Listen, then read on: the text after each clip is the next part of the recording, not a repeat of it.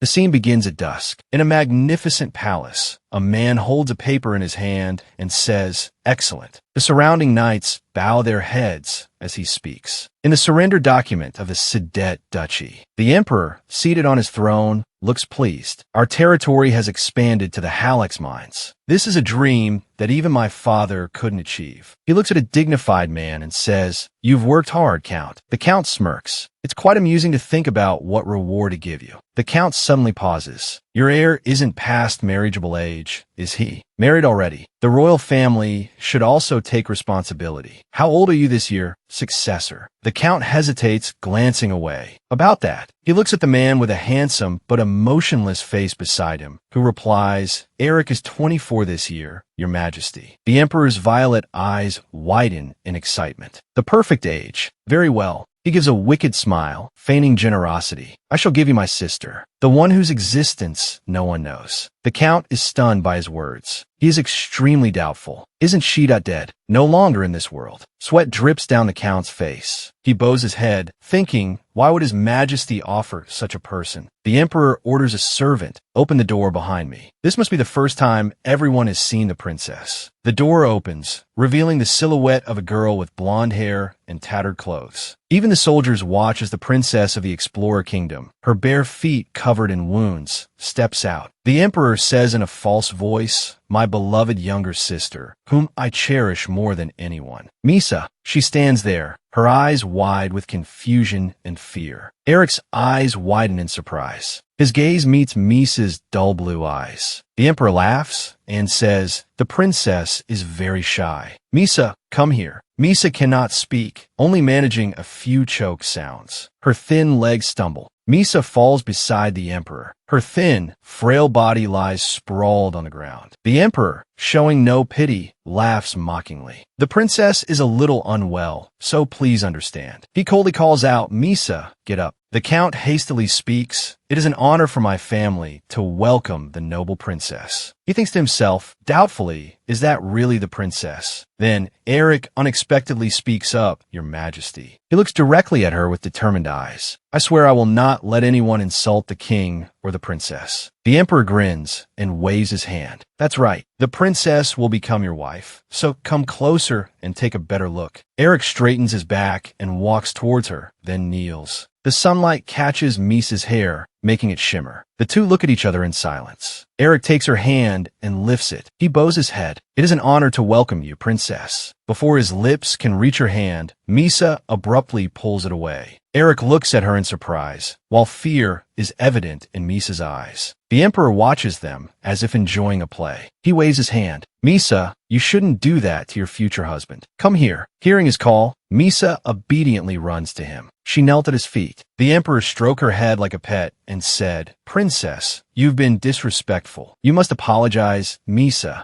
Misa opened her vacant eyes and barked twice. Eric watched her silently. The scene changed to a carriage rattling along the road as the sunset faded. The Count and his wife sat in silence in the carriage. The atmosphere was stifling. The Count frowned, his eyes narrowing. It was a long war. In that war, Granny certainly contributed greatly to the victory. These matters displeased the king. That's why he devised this marriage. A shrill scream echoed from within the castle. "The price of the loyalty we have offered until now." The Count slammed his hand on the table. "A foolish princess." But Eric's face remained calm as he thought, "I cannot refuse the king's command." He looked down. Marriage is unavoidable, Eric thought as he cut a small piece of steak. Even if it's an unwanted marriage. He slowly brought the steak to his mouth. As the heir of Clatany, I will only do what I must. And Barrick, sitting beside him, hesitantly asked, "Then what about the engagement with the Crispin family?" Count Clatany angrily tightened his grip on his wine glass. "Do you even need to ask? Of course it's off." A mad tyrant with no foresight. Looking at his wife leisurely admiring a painting, he shouted angrily, "Aren't you angry, Telesa? His wife silently uncorked a bottle of wine and poured it into a glass. Telesa looked at her reflection in the wine glass. "What is it?" Two maids sitting before her said, "The princess cannot use the bedroom alone." Hearing the request, the countess immediately replied, "As you can see, there's a passageway connecting the bedrooms." The two maids questioned her without reservation. "Countess Clatney, do you not recognize the princess's condition?" The two maids put on impudent expressions. "Countess, if the princess collapses in the night, it will become a big problem. If that happens, the king will be furious." Indeed, Countess Telesa wearily rubbed her temples. "I have arranged for additional staff." The two maids cried out, "Oh dear, why hire servants?" They appeared indignant. Does the countess intend to entrust the princess's body to hired help? Truly, Countess, the king will be furious. Countess Telesa frowned and swirled the wine in her glass, meaning her voice turned cold. "You must personally watch over the princess. How dare you speak like that to the heir of Clatney?" She lifted the glass and drained it in one gulp. Eric remained silent. It was a night filled with murderous intent and suffering, but Eric paid little attention. But finally, the day arrived. A magnificent carriage appeared. News of a marriage between the noble princess and the valiant knight, Eric, who returned victorious from war. The populace, weary from the long war, finally smiled with happiness. Eric sat in the carriage, his face filled with sadness, thinking their excitement is natural. To those who know nothing, it's like a fairy tale. Inside the palace, the nobles whispered amongst themselves, "I can't believe the princess appeared like that. I wonder how she grew up looking like that." A noblewoman was speaking, according to the rumors. She suddenly stopped. Watching Count Clatney approach, they whispered amongst themselves, "The count has arrived." A knight hesitantly called out, "Your Excellency." He turned around. "What is it?" The knight leaned in and whispered in his ear, "His Majesty is indisposed and will not be attending the wedding." The count raised an eyebrow. "What?" He listened intently to the knight. "Fortunately, the princess has arrived safely." Count Clatney's hand clenched. He intends to make a mockery of this. "Is that so?" He clicked his tongue and walked away. Inside, everyone was already seated. The wedding ceremony was about to begin. "We invite all guests to take their seats." The priest announced, "We invite the groom to the altar." Eric, dressed in an exquisitely tailored white suit, his handsome face and dark hair shining, stepped forward. The wooden doors slowly opened, accompanied by the priest's voice. "We invite the bride to enter." Misa, her eyes vacant, entered in a white dress, flanked by two maids. Seeing the princess's lifeless demeanor, the nobles murmured amongst themselves, "Oh my goodness, is she unwell? She looks dazed. She can't even walk properly." But Eric remained silent, waiting at the altar. The priest looked at the groom's handsome face, Eric Clatney, then at the bride's vacant expression. Misa's squalor. His voice echoed through the church. "Before God, I now pronounce you husband and wife." Eric then lifted Misa's delicate face. The kiss of vows. He placed a kiss on her lips. Eric slowly closed his eyes. Night fell.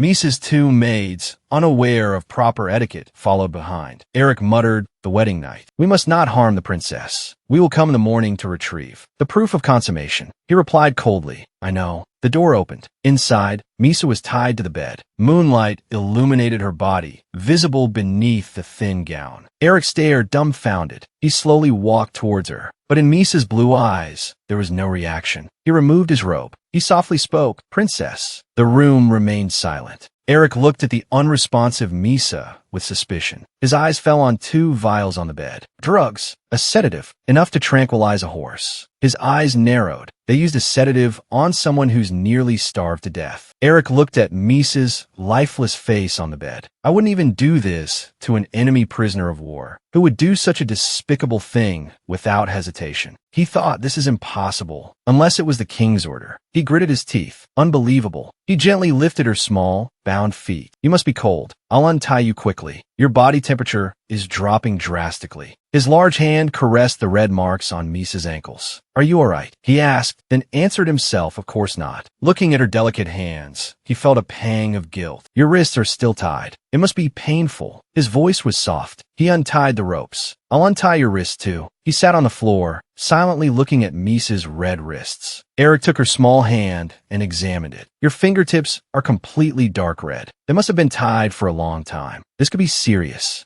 Misa sat dazed on the bed. Eric stood, seeing no other option. He placed his hand on the headboard. Although Misa couldn't respond, he announced, "I'll be joining you in bed for a moment. Don't be startled." Misa's blue eyes stared blankly ahead. Silence fell. He lay down on the bed and softly began, "My name is Eric. I'm the son of the Grady family. I'm 24 years old and I have no brothers. I had a sister, but she died in an accident when she was young." He held Misa in his arms, his voice a low murmur. "During that time, I lived on the border due to the war with the Citus Duchy. Today, Princess, you and I were married." He fell silent. Despite his words, looking at her unresponsive face, he wondered how much she understood. Still, he had no choice but to explain the situation. He took her hand, stroking her pale fingers. "Winters on the border are harsh, and it's easy to get frostbite." Eric looked at her. "The most important thing is to get the blood circulating throughout your body." Eric's eyes lit up. Misa had fallen asleep in his arms. Eric sat up. Seeing her color return, he figured she was improving. She should be better after she wakes up. He slowly got out of bed. "Now, I need to create evidence of our wedding night." He looked around. What would be suitable? His gaze landed on 2 wine glasses on the table. The next morning, a disembodied voice echoed through the mansion. "Are you awake yet?" Eric emerged, carrying a sheet stained with a red liquid. "This is proof of the wedding night." A maid took the sheet. "I'll give this to the priest." The woman beside her, noticing the stain, seemed to understand. Without asking, she said, "I'll go and prepare the princess." Eric, passing by, added, "I'm going to my room."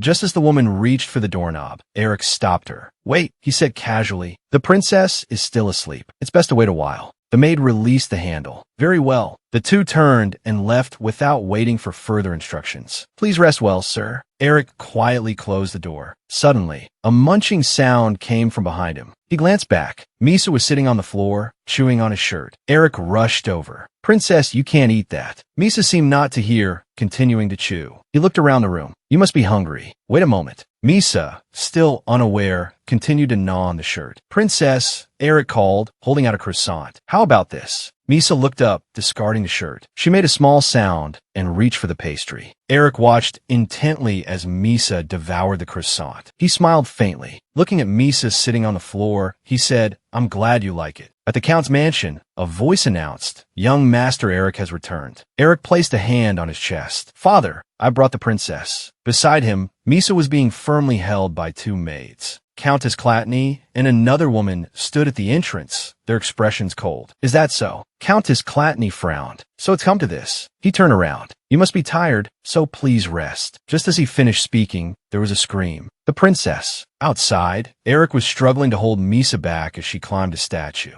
The bear, along with 2 of Grady's servants, panicked. "It's dangerous. Please come down." "Princess, you can't climb up there." Eric carried her down. The Count turned away in disgust. Countess Clatney simply watched silently. Holding Misa, who was looking around curiously, Eric silently looked at his parents. One of Misa's maids approached. "Please give the princess to me. You must be tired. You should rest." Eric immediately refused. "It's all right," he said to the maid. "You too must be tired from your journey. Please unpack and rest." The maid looked up and replied, "Yes, sir." They giggled and turned away. "We'll excuse ourselves." Eric called out to the butler. The butler immediately replied, "Yes, young master. The princess has become a member of our family. Starting today," Eric instructed. "Since she is not well, please be attentive in attending to her." The butler bowed in acknowledgement. "I will be mindful, so you needn't worry." Telesa watched them walk away, her arms crossed and her brow furrowed. The scene changed to a meal. The atmosphere among the 4 was incredibly stifling. Glancing at the 2 maids hovering nearby, Eric said, "I will take care of my wife's meal, so please return and rest." The maid with the mole at the corner of her mouth smiled. "It's no trouble. The princess is particularly fussy when it comes to eating." His gray eyes narrowed. Immediately after, he asked, "Are there any dishes my wife particularly likes or dislikes?" She replied, "No, sir. She eats everything." He offered a small piece of meat to Misa. "Would you like to try this?" Misa obediently chewed the meat in her mouth. Eric silently watched as Misa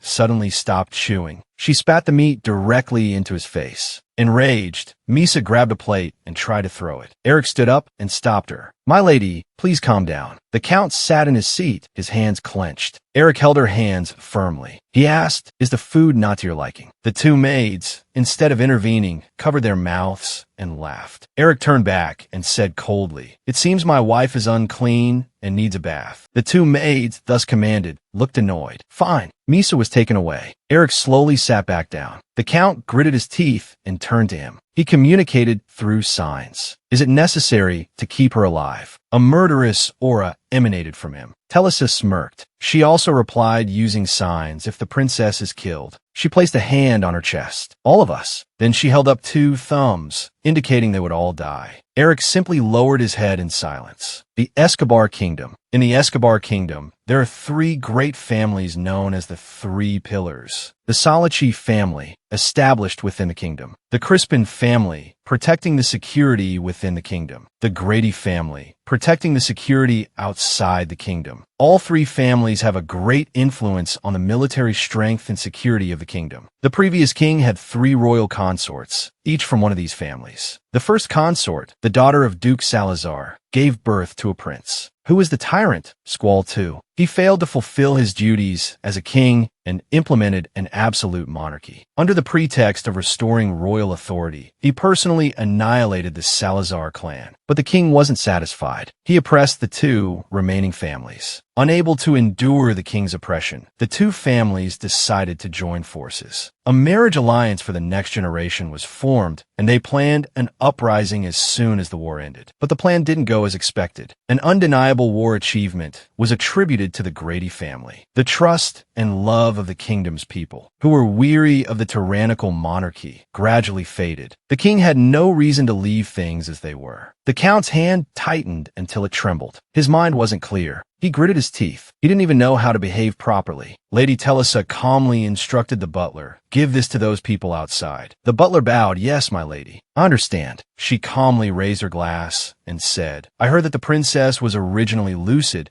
but witnessing the kingdom's people slowly wither away caused her current state." The countess turned away and said loudly, "Who cares about empathy?" The count changed the subject. "This morning, some vassals suggested that Embrick should take your place." He continued, "If you want to inherit the family, you must marry Marquis Crispin's daughter. At this rate, the successor will soon be changed. Do you understand what that means?" The count pressed on, "Your position has become unstable because of that madwoman." Eric remained silent. Previously, a vassal had asked the count, "Is Grand Duke Hagen still hesitant? He's so slow. He's indecisive." He gritted his teeth. When the two sides are separated, it's as if their minds are also split in two. The king's cousin, Grand Duke Hagen. Aside from the princess, he's the only surviving royal. He's a crucial figure for legitimizing the rebellion. He paused. One day, he became disabled due to an accident and couldn't see the outside world. He's living a life of almost complete seclusion. The count slammed his fist on the table and stood up abruptly. "Damn it, nothing is going as planned." He stormed off, muttering, "Damn it." Eric listened silently as the count spoke and walked away. Unbelievable. He can't even control himself. Lady Telesa poured wine into her glass. Calmly, she asked Eric, "What do you think? I mean, uniting the two families through marriage." He replied, "From the beginning, uniting the two families through marriage wasn't feasible. Now, the king is watching. There's no reason to draw attention by holding a wedding. It's still unclear who will succeed the throne. It might take several years to persuade the nobles. How long can the Marquis's daughter remain unmarried?" Lady Telesa brought her hand to her mouth, pondering. "That's what I'm saying." Her eyes glanced sideways. Spending too long on the battlefield makes one's mind rigid regarding politics. In a situation even young people can grasp, he's only focused on harming the princess. Eric raised his glass. "We need to observe the situation first." He placed his glass on the table. In some ways, it's good not to be faulted by the maids. The countess lowered her head. "The princess," she said softly. "Don't develop feelings for the princess." Eric was immediately taken aback. She continued, "There's nothing as shallow as a man's affections. Because you're my son, I don't expect anything different. If it's just a fleeting infatuation, it's best not to develop feelings." From the beginning, when she suddenly fell silent, her voice slowly echoed, "I mean, don't confuse the poor princess." Night fell. Eric walked silently down the hallway. His face was grim. He thought, "Mother, do you think it would be better to get rid of the princess?" Images of the princess flashed through his mind. Eric lowered his head. As he walked, a voice suddenly called out, "Hurry up and get into bed. Don't hesitate." The voice, coming from Eric's room, belonged to two maids. Didn't you hear me? Hurry up. Inside the room, the two maids stood beside the princess. Goodness, what's wrong with her today? She can't seem to calm down. She must still have energy from eating so much. The plump maid asked, "Did you see the looks on their faces just now?" The maid with the mole on her lip replied, "Of course I did. It's unbelievable." Suddenly, Eric entered. It was already difficult for the two of them. They stammered, "Why, young master?" Eric didn't reply. He thought he had only overheard a few words at the door. Looking at Misa, he said, "Leave my wife to me now. I'll take care of her." Inwardly, he knew he could clearly see how the princess had been treated lately. The two maids' faces were worried as they bowed their heads when he spoke. "So, that's all for today." The maid with the mole on her lip frowned. She hesitated for a moment, then said, "Well then, I'll see you tomorrow morning." They went out. Only Eric and the princess remained in the room. He bowed his head. The princess also sat silently on the bed. Looking at the princess, stroking her hair, he said, "You seem to be in good spirits today." He sat down beside her. "This is the mansion in the capital." "Yes." He spoke to her gently. "From now on, you'll have to go back and forth between here and Granny's territory. I hope you like it. I wonder if you've been uncomfortable up until now." Seeing Misa didn't reply, he thought, "When I came in just now, it seemed like our eyes met. It seems she's lost interest." His gaze swept over her tattered clothes. His eyebrows furrowed. "Doesn't the princess always have other clothes besides these? What's this?" He looked down. They looked like prison clothes. Misa suddenly turned to him. Eric was also stunned. His eyes widened. The princess suddenly looked up and made a spitting sound. She pursed her lips. She had spat. She had spat right in his face. Eric was taken aback. He wiped his wet face with his hand. "You mustn't spit in people's faces." He placed his hand on her shoulder. "Rest for now. I'll take care of the rest, and then go to sleep." He wondered to himself, "What am I even thinking?" He turned and walked away. "If you need anything, just call me." Misa remained silent. Moonlight streamed into the room that night. Eric and Misa lay in bed, seemingly asleep. No, it seemed only Eric was asleep. Beside him, Misa was stiff. She lay silently next to him.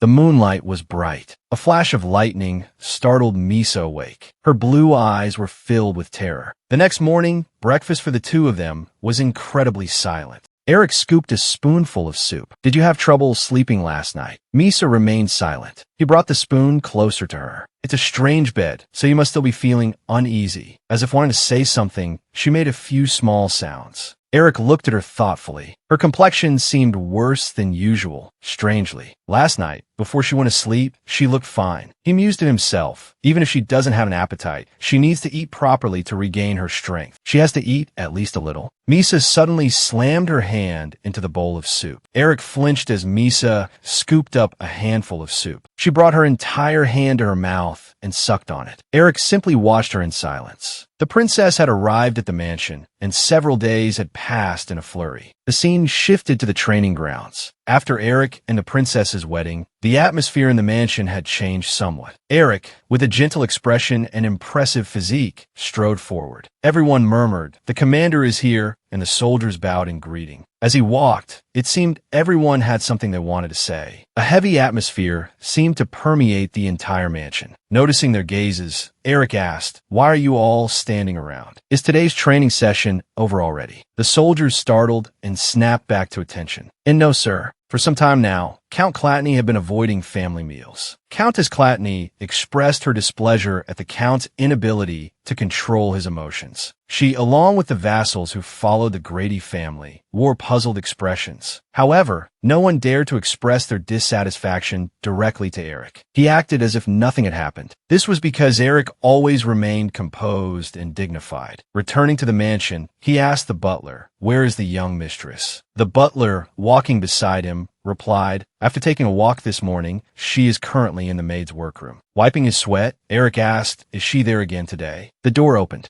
Inside the workroom, the maids were gathered together. The girls were watching Misa sleep. "It looks like it's very comfortable up there. She's sleeping so soundly, she hasn't woken up yet. With so many clothes, it must be very soft. It's all right for her to lie there, isn't it? Even if they're freshly washed, those are still clothes we wear." They continued, "Anyway, look at that shimmering hair. How can it be so beautiful? I saw a cat like that once." It was pure white. Oh, it must have been adorable. A knock echoed. Eric entered, causing them to jump to their feet. Young master. He stepped inside and asked, "Are those two maids out again?" One girl replied, "Yes, sir. So we've been taking good care of the young mistress. We also informed the butler that she was here alone." Eric walked past the maids. "Thank you for your hard work." Another girl said, "Since the floor is both cold and hard, we let her lie on our clothes." Eric walked over and picked Misa up. "You may return to your duties." He carried Misa in his arms and headed out. "Leave her to me." The two ascended the stairs, then walked silently along the corridor. Finally, they reached the door to her room. Eric carried Misa inside. She suddenly awoke in his arms, screaming and struggling. Her face contorted as she thrashed. He continued to carry her towards the bed. "Wait until I put you down on the bed. You might get hurt if you fall."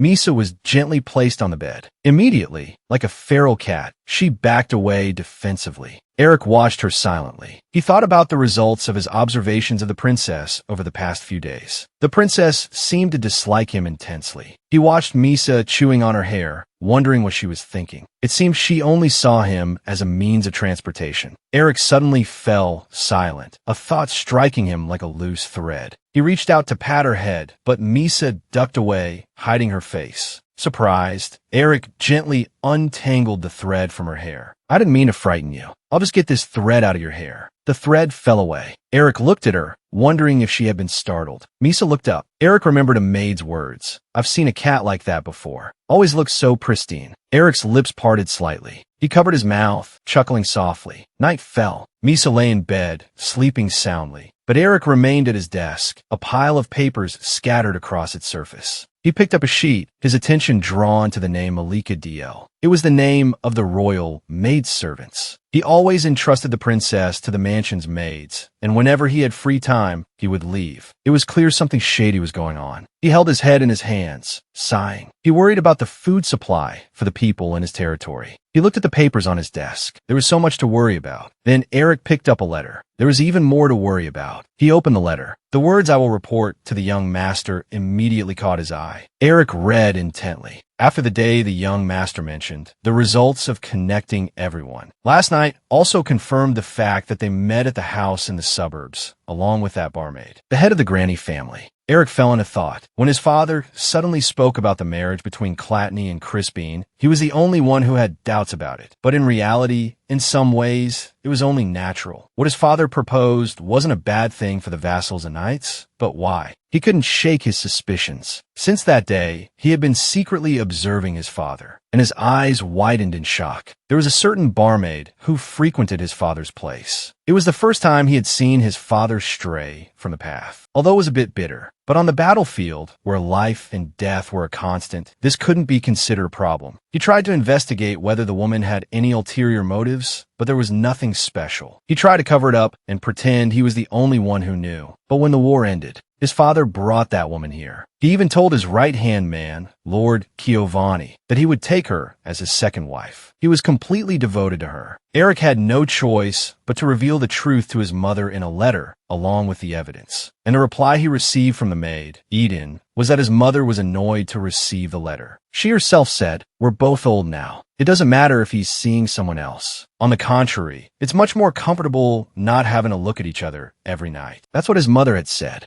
Eric gave a wry smile. It would be easier to spread the news if it were a noble. It was difficult because he couldn't contact the person behind it. Besides Lord Giovanni occasionally visiting the suburban house, there were no other visitors at all. He threw the letter down on the desk and sighed deeply. Eric wearily rested his head against the chair. There didn't seem to be any new information. He thought, actually, his mother's reaction wasn't surprising. Their relationship, from the very beginning, if he looked closely, was just a partnership to build up the family. Looking at it that way, her reaction. He suddenly looked down, hearing a noise. Misa was sitting up in bed. She rubbed her eyes. Seeing Misa walk towards him, he asked, "Are you awake?" Misa didn't answer. Watching her walk, he thoughtfully asked, "Did I wake you? Do you need anything?" Misa remained silent. He called out, bewildered, "Princess." Misa suddenly placed her hand on his shoulder. She climbed onto his lap. A surprised Eric watched as Misa reached for the letter on the table. Eric handed it to her. Are you curious? It's not that interesting. Watching Misa happily take the paper, he thought, the princess always avoids me. It wasn't so bad having her close like this. The princess was tearing the paper, playing and giggling. He watched her silently. Eric lowered his head. Until now, he hadn't thought much about the sudden and harsh circumstances with the king. A new feeling washed over him when he thought that she was the person he would have to spend his life with. When he first learned about knighthood as a child, it was a word that brought both responsibility and pride. However, not long after, he had to face reality and wake up from that sweet dream, no matter how many beautiful words were attached to it. In the end, the blood oath to the family was essentially just being a breeding stallion for the next generation. So he didn't really expect anything from the person who would become his wife. He didn't care if she found joy in tearing paper to shreds like this. After realizing his exact position and responsibilities as the heir to the family, it seemed he hadn't placed much hope in a relationship with a woman. Misa suddenly reached for another piece of paper. He quickly caught her wrist, stopping her. He pulled her close and gently said, "Stop." He picked up the paper. Holding the paper up high, he said, "You can't tear this." Misa cried out, wanting the paper. He said, "Don't be like that. I haven't read this yet." Misa widened her eyes and made some sounds of protest. Eric remained firm, holding the paper out of her reach. "Even so, you can't." Scene changed to the Count's mansion. Eden spoke to Lady Telesa. "My lady, it will be March soon. Should we have someone prepare a large fireplace?" Looking at the paper in her hand, she replied, "It's better to prepare a small fireplace beforehand. It seems colder than usual this year." She hadn't finished speaking when suddenly a voice called out, "Princess," slowly. Looking up, she saw Misa running in, followed by DL, who didn't know proper etiquette. Lady Telesa exclaimed in surprise, "Oh my." Misa immediately laid down on the floor. The Countess, seeing this, simply said, "The princess has arrived." Her eyes lowered, showing no particular emotion. Looking at DL swaggering beside her, she said, "I heard the princess is always with her maid. What brings you to see me today?" Eden laughed, "Oh my, madam. Princess, you make her sound like a stranger." She replied, "Is that so? I still don't know how to address her." She looked at DL and asked, "DL, since I come from the border region, I'm not familiar with the customs of the royal court. In this case, how should I address the princess?" "Let's see." Countess Clatney immediately understood. As she suspected, not only was it unhelpful, but it also showed a lack of effort towards even a superficial harmony. Beside her, Eden said, "My lady, I've made some inquiries." She mentioned a case 3 generations ago. At that time, the Lord and Lady of House FV addressed the princess by her given name. And,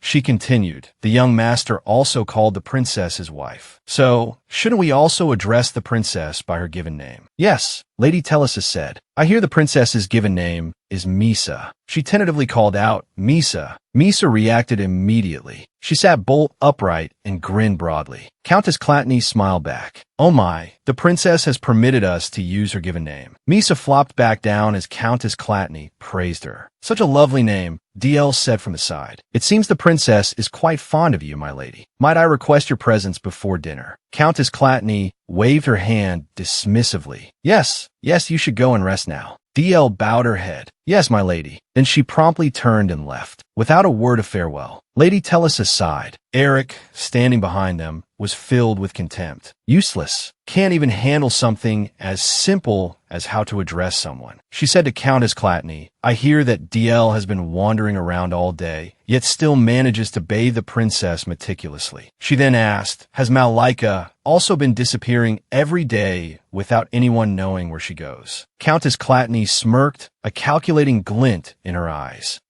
Clearly, there's a reason for such blatant laziness." Looking at Misa playing on the floor, she said, "For now, we have no choice but to go along with their pace. We don't know what they'll try to blame us for." Eden agreed. "Yes, that's my biggest concern." "Indeed," Lady Telesa sighed. Eden bowed her head. "Yes, my lady." Lady Telesa, frowning slightly, opened one eye. "Could you fetch me my headache medicine? I'll be in my room alone." "Yes, my lady." A short while later, a maid arrived with the medicine. Eden accepted it, carefully asking, "Is this the same medicine you usually take, my lady?" The maid quickly replied, "Yes, I brought the one from your bedside table." Eden glanced at her and said absently, "Thank you for your trouble." Seeing Misa sitting at Lady Telesa's feet, she addressed the maid who had just brought the medicine. Looking at Misa on the floor, she said, "I brought your headache medicine, my lady. I'll just put it here for now." Seeing Misa dozing on Countess Clatney's lap, Eden thought to herself, how unusual. I never would have expected my lady to offer her lap to someone like that. Placing the medicine on the table, she gently asked, "Are you all right, my lady? If the pain is too much." Before she could finish, Lady Telesa spoke. "The princess is 20 years old, isn't she?" Although confused, Eden replied, "Yes, that's correct." Lady Telesa said slowly, "Is that so? I heard that when she was young, the princess witnessed the brutal massacre of more than half the royal family." Stroking Misa's hair, she said with a look of pity, "Poor thing. It must have been unbearably painful. Even now, she's still being used and manipulated. It never ends." Eden hesitated at Countess Clatney's unusual demeanor. "My lady," Lady Telesa continued in the same pitying tone, "such a beautiful girl." Her words startled Eden. Her features and the color of her eyes are so lovely. Misa remained still as the Countess stroked her head. "Just good care and proper meals are enough." Eden hesitated, her eyes wide. She was astonished. When did the Countess notice such details? Lady Telesa added, "Her hair is always disheveled, so it's hard to see her face clearly." Misa suddenly turned her head and looked, surprising Eden. Looking in her eyes, Eden had to admit, thinking back, their eye color is very similar. Her eyes widened. Could it be? Misa sat up. Lady Telesa exclaimed, "Oh my." Eden seemed to have realized something. "Is it possible?" The Countess said, "Misa, your nails need trimming. Your hair needs brushing too." Hearing that, Misa made a sound and looked at her nails. Eden wondered if the princess reminded her of that child. Meanwhile, Eric, wiping his sweat, asked the butler, "Where are mother and the head of the family?" The butler replied, "Yes, Madam has been with the princess all morning." Eric absent-mindedly replied, "I see." He walked from the doorway. Before reaching his destination, he heard Eden's worried voice. "Oh dear, give them to me, madam. I'll cut her toenails." The Countess, holding Misa's foot in her hand, refused. "It's all right. It's better if I do it myself." Eden was helpless. Suddenly, Eric entered. "Mother, what are you doing?" Looking at his bewildered face, she simply said, "Eric, you're here." He hesitated. Eric stared at his mother's hand, holding Misa's foot, bewildered. He felt a strange feeling as soon as he entered the room. Lady Telesa chuckled. Eric was astonished. Trimming toenails. He recalled his childhood. He thought, given his mother's usual demeanor, could she possibly have gentle feelings for someone? There's no way she would devote herself to touching someone's feet so tenderly. Isn't she usually so rational, even cold to her own son? Looking at her smiling face, he couldn't believe it. But now, she looked strangely warm. His mother's only exception. That was the expression she usually showed to Yossi. While she was alive, anyway. Mother has accepted the princess. If she reflects Yossi's image, mother's daughter. Yes, Eric slowly approached. "Give me the scissors." "I'll do it." The Countess refused. "It's all right. Let me do it." He took the scissors from her hand. "Let me do it." He couldn't help but feel uneasy. Would it be all right to let his mother continue like this? The reason why these worries kept surfacing was because the images of his mother on the day Yossi died kept flashing back. He thought as he lifted Misa's foot. But should he stop this? Eric bent down and gently trimmed the princess's toenails. Misa watched silently. Eden, seeing her lying still, said, "Oh my." Thankfully, the princess is remaining calm. Misa's lips parted slightly, realizing something was wrong. Eden turned back. She was startled to see Misa's face contorted in a frown. She felt a deep unease. It was that strange, uncomfortable feeling. She glanced warily at the plate of cookies on the table. Misa's expression didn't look good. Before Misa could throw a tantrum, she quickly shoved a cookie into the princess's mouth. For a moment, all four of them froze. Eric turned and asked, "What did you just do?" Eden sighed in relief.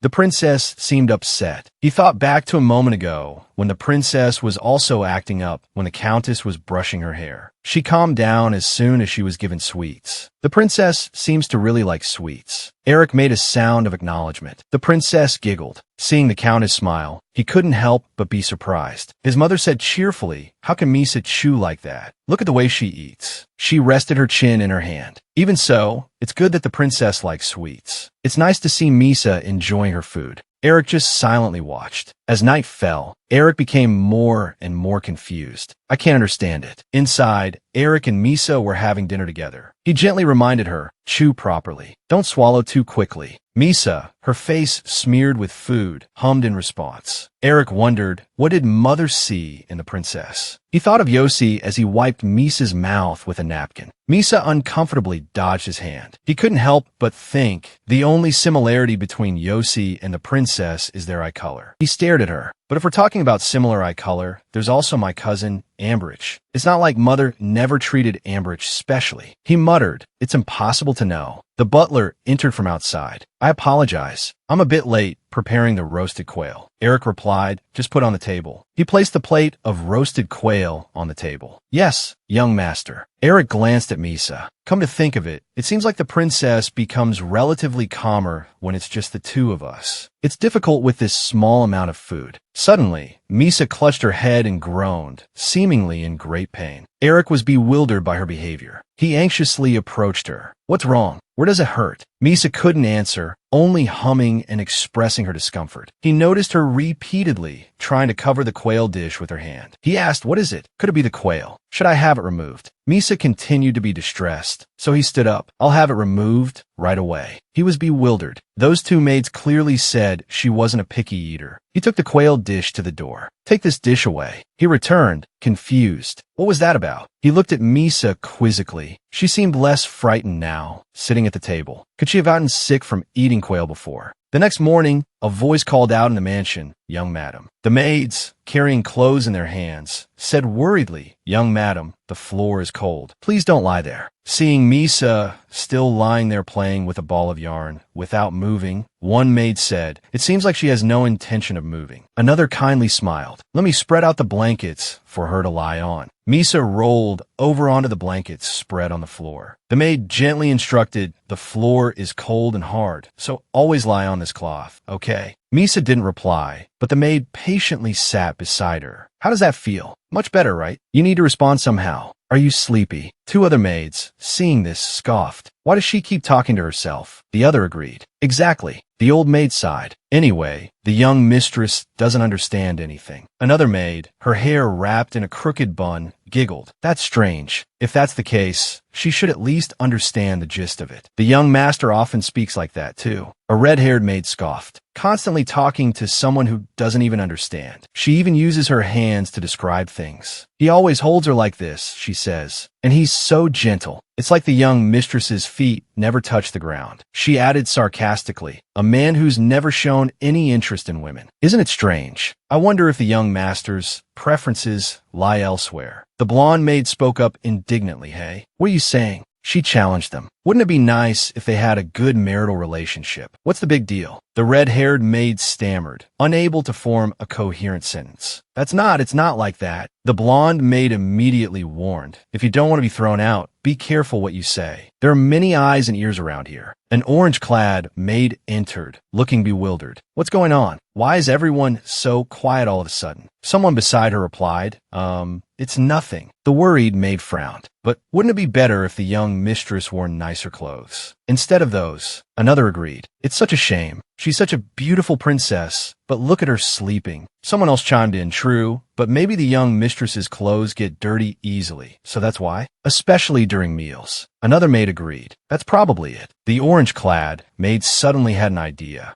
If the problem is her clothes getting dirty, what do you think about making a bib for her?" The worried maid giggled. "Would that be all right?" They began discussing excitedly, choosing patterns to embroider for Misa right in front of the three maids who had been gossiping earlier. "Just embroider it nicely and it'll be fine." "Yes, the young mistress would look lovely in yellow." The three gossiping maids were speechless as they watched the others happily choose embroidery patterns. "How about this one? Let's make our own." The scene shifted to Eric at the soldier training grounds. Eric looked up at the sun, thinking to himself, "It seems lunchtime has long passed." He was worried about Misa. Has she been eating properly? He wondered. She still looked so listless this morning. With that thought, he dismissed the soldiers. "All right, that's enough training for today." The soldiers responded in unison. "Yes, sir." "Thank you, sir." Eric strode down the hallway, his heart filled with worry. That first morning she arrived, she had no energy and stayed in her room all day. She clearly hasn't been eating enough. She won't be able to play properly with the maids. He thought, I'm not even sure she will play with them. But his worries were unfounded when he heard the report of Misa's activities. Just before lunch, she fell into the stream in the garden and took a bath. After lunch, she took a nap. Now she's in the maid's quarters. Eric was astonished. What? He asked anxiously. Fell into the stream? How? The steward replied. It seems she fell in while watching the fish on her way to the chapel with Madame. Eric breathed a sigh of relief. Oh, is that so? With my mother? He felt a little reassured. Well, if she's with my mother, she's not in any danger. Eric turned around. In any case, he smiled faintly. She's had a busy day.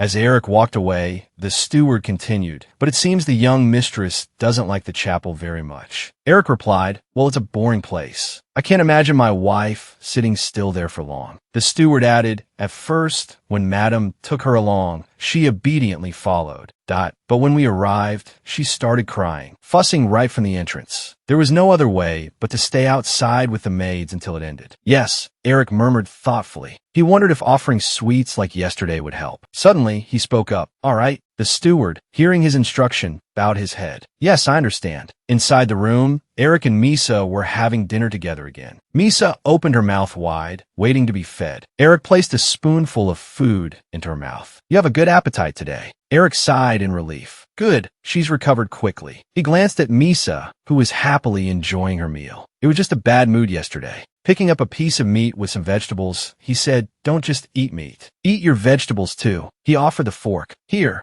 Misa obediently opened her mouth. The vegetable, however, slipped and fell onto her chest. Eric set the fork down. It's all right. I'll get you another one. As he reached for the fallen piece, his hand hesitated. He looked at the awkward position of the food, clearly hesitant. Finally, he reached out, stammering, Excuse me. The piece of food was lifted in front of Misa. She lunged forward, causing Eric to panic. Misa grabbed his arm. He quickly said, No, I'll cut you another piece. This one isn't for eating. But Misa, lips pursed, continued to clutch his hand, leaving Eric exasperated. Why? Why are you so stubborn? While Eric was distracted, Misa bit the piece of food off his finger. Eric was stunned. Misa then sucked on his finger, leaving it wet. Flustered, Eric abruptly pulled his finger back. Misa froze, her eyes widening before her lips pressed together in a tight line. Misa, furious, looked like a bristling cat. Before anyone could react, she snatched the tablecloth. With a sharp tug, the food on the table scattered everywhere. Lady Telesa, hearing the commotion from outside, peeked in. She sighed, looking at Eric sitting still, facing Misa with a plate on her head. She thought with exasperation, every meal is so tiring. Taking Misa's hand,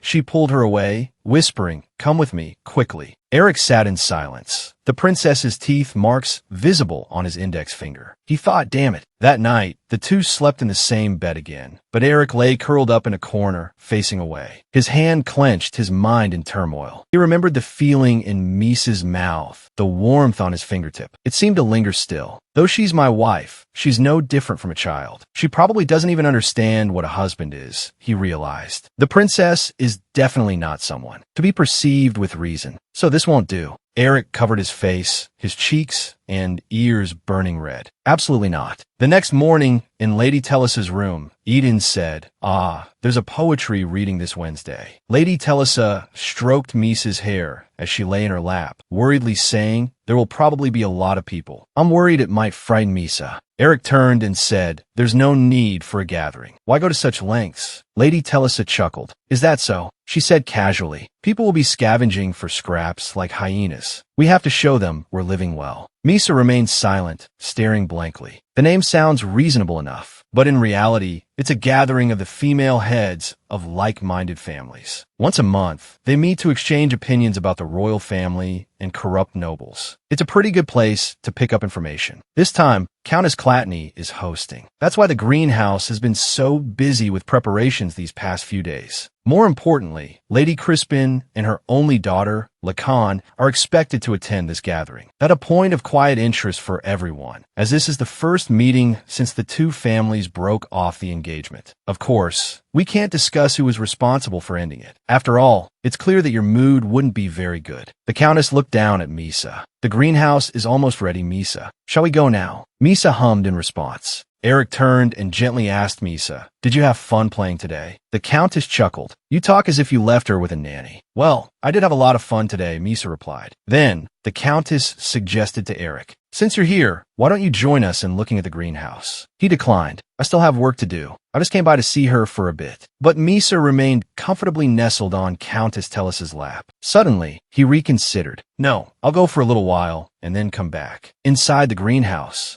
Eric set Misa down, and to his surprise, she took off running barefoot. The maids were startled to see Misa arrive. Eric sighed in relief. Thankfully, during the day, she just seems like a child or a small animal. She happily explored the area while the maids behind her approached the Count. "Please take a look at this, sir. And this one, too." He smiled softly. "Seeing her like this puts my mind at ease. It seems like the tension I've been feeling has eased a bit." From behind, a girl approached. "Oh my." The maid, holding a birdcage, smiled. "Madam Misa, did you come to see the greenhouse?" The bird inside the cage fidgeted as the maid spoke. "Why didn't you come to the maid's quarters to play earlier?" The bird's expression seemed to darken. The maid's voice remained even. "We're always waiting, never knowing when you might visit." Suddenly, Misa froze. Her eyes widened, seemingly filled with fear. The maid called out, "Madam Misa." A bloody, violent scene flashed through her mind. "Misa," the dove looked at her, as if speaking. "Miss, your mother did something wrong after all. Even if it's your mother, if she made a mistake, she has to be punished, right? I wonder what she's doing now." The bird opened its beak menacingly and chirped. Misa screamed, covering her face, and collapsed to the ground. The two maids looked on in confusion, unsure of what had happened. Everyone in the greenhouse turned to look. The two palace maids glanced at each other. Only Lady Telisa turned back with concern. Eric rushed out from the crowd, calling Misa's name. "Misa," he helped her up. "Are you all right? Lean on me." Misa was crying from fright. He asked the maid what happened. The maid, still holding the birdcage, stammered, I don't know. Misa suddenly clung tightly to him. Eric was taken aback. Misa buried her face in his shoulder, trembling. Eric looked at her, guessing. He figured seeing that bird must have upset her. The maid seemed surprised by the bird. Malika, standing behind them, calmly explained, "The princess is very afraid of birds, as you can see." The maid quickly hid the birdcage behind her back upon learning of the princess's fear. Eric said, "I don't think it's simply a fear of birds. The princess has always been a bit different." Countess Clatney frowned. This should have been mentioned beforehand. Eden, beside her, added, "If you weren't planning on telling anyone, why did you even bring her?" The two spiteful women continued to justify themselves, complaining about how they bathed and dressed the princess every day. They showed no deference to the countess. Malika raised an eyebrow and said impertinently, "How can you be so rude? Just because I didn't mention it." Eden gritted her teeth. "What did you say?" She was so angry she couldn't say anything more. Lady Tellis's face darkened. Eric was holding Misa. He seemed to notice Lady Tellis's displeasure. Misa whimpered softly in his arms, seemingly wanting to leave. He immediately understood. "I'll take her away now." Eric carried her out of the greenhouse. He looked down at her with concern. Misa cowered fearfully. He wondered if this was why she wouldn't eat the roasted quail. He spoke gently to Misa. "There won't be any birds on the dining table anymore. I'll have them removed from the greenhouse as well." Suddenly, Misa reached out in a particular direction. Eric asked, "Do you want to go to the garden? There might be birds there, though." Misa clutched his shirt tightly. Eric wondered if she felt stifled being only inside the mansion. "I understand," he said. "Let's go then." He carried Misa to a swing under the shade of a leafy tree. Come to think of it, except for the one time her mother took her to the chapel, Misa seemed to spend every day inside the mansion. The wind rustled the leaves in the sunlight. Eric spoke softly to Misa. "Don't worry, just relax." He stroked her reddened eyes. "If any birds come, I'll chase them away." Misa watched him silently as he spoke. "If you fall asleep, I'll take you back to your room." He looked up at her dark hair, swaying gently in the breeze. Misa's eyes fluttered closed, and then she fell asleep. Silence fell, broken only by the rustling of the wind and the falling of green leaves. Suddenly, a figure approached, shattering the peace. "Taking a stroll with your wife." Eric chuckled. "You two seem to be getting along quite well." The man approached slowly. "Is your wife asleep?" Eric said coldly, "Go away." Amberich leaned against the swing, laughing. "How grumpy. What's wrong?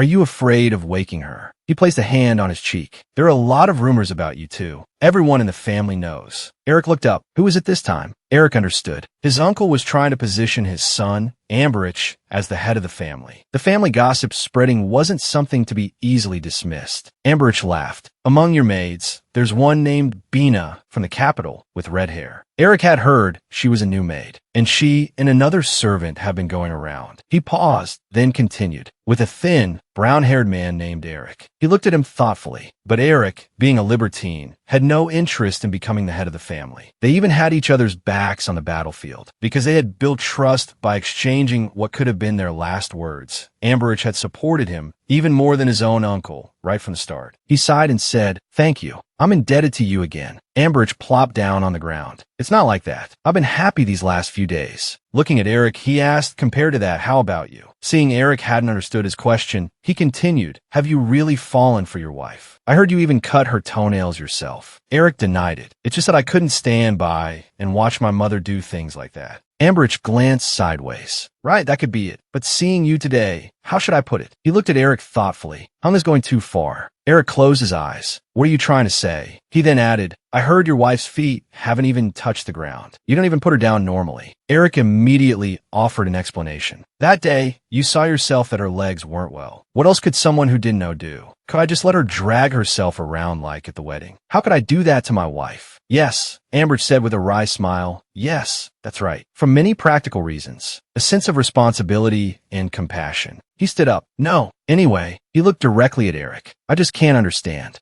He got straight to the point. "Well, I heard the rumors. I just thought your acting was to deceive the king. It was brilliant. But now no one's watching." He pointed at the two of them. "So why is it like this? Are you really going to keep this woman like this?" Eric said coldly, "Shut up." Amberich continued, "No, I'm asking because I honestly don't know what you're thinking. In terms of enjoyment, it's better to get rid of it quickly." He continued, hands on his hips, "You're about to marry Lacan Crispin. Then heaven knows what will happen." Eric, unable to listen anymore, said, "Stop it." He lowered his head. "Anyway, it doesn't matter who I marry as long as it benefits the family. Because I brought her along, the king will leave things be for a while." He looked at Misa, sleeping peacefully in his arms. "Right now, there's no greater benefit than that. It can't be helped, but it's the right choice." He looked up, and she doesn't know anything. He slowly added, "Right now, she's sitting on someone's lap. She's being treated like this. Is it really necessary to make her more unhappy?" Amberich sighed. "Everyone treats the princess like a disease." Eric lowered his head again. "A disease," he said softly, "truly a disease." Several days passed. A poetry reading was held in the greenhouse. The matriarchs of families close to Countess Clatney arrived one after another. The mother and daughter of the Crispin family also appeared. After everyone had taken their seats, Eric and Misa appeared and offered simple greetings. Despite facing dozens of curious gazes for a moment, the two received less than sincere congratulations. Furthermore, throughout the greetings, there was an uncomfortable atmosphere between the Crispin and Granny families. Everyone pretended not to notice, but they were secretly paying attention. He picked Misa up. "Well then, since my wife isn't feeling well, we'll excuse ourselves. Have a pleasant time, everyone." With that, he turned and walked away with Misa. Lacan silently watched them go. Scene changed. She had been following them for some time. She called out, "Wait." Eric didn't turn around, only coldly asked, "What is it?" Lacan replied, "I want to talk for a moment." Behind a tree, a figure lurked. Eric said, "Isn't it reckless to walk alone like this?" The woman behind the tree strained her ears to listen. Lacan got straight to the point. "Since there isn't much time, I'll be brief." She looked directly at the two of them. "Don't have children with her." Eric frowned in confusion. The two stared at each other. Lacan, one hand behind her back, clutched a handkerchief. After speaking, she bid them farewell, promising to see them again later. In the Crispin family carriage, Lady Crispin asked, "Did you just drop your handkerchief?" "Yes," Lacan replied. "Have you properly conveyed the message to the son of the Grady family?" She curtly replied, "Yes." Lady Crispin grimaced and clicked her tongue. "You saw it just now, didn't you?" The two of them embracing, so happy. Disgusting. Lacan remained impassive as she listened. She's the kind of girl men like. A beautiful face and a lovely smile. She emphasized, selfishly, "You must secure your place in the Grady family. Only then will you and I receive the treatment we deserve." One could say Lacan Crispin was raised to produce an heir, educated only in the virtues of being a mistress of the house. But Lacan, that remained silent. Lacan looked down at the calluses on her hands. Night fell again. Eric was still sitting at his desk. He appeared weary. Lately, my head has been overloaded, thanks to my father being busy with royal duties, to the point of almost neglecting the family's affairs. I suddenly have to shoulder most of the family's responsibilities alone. One of the most pressing issues was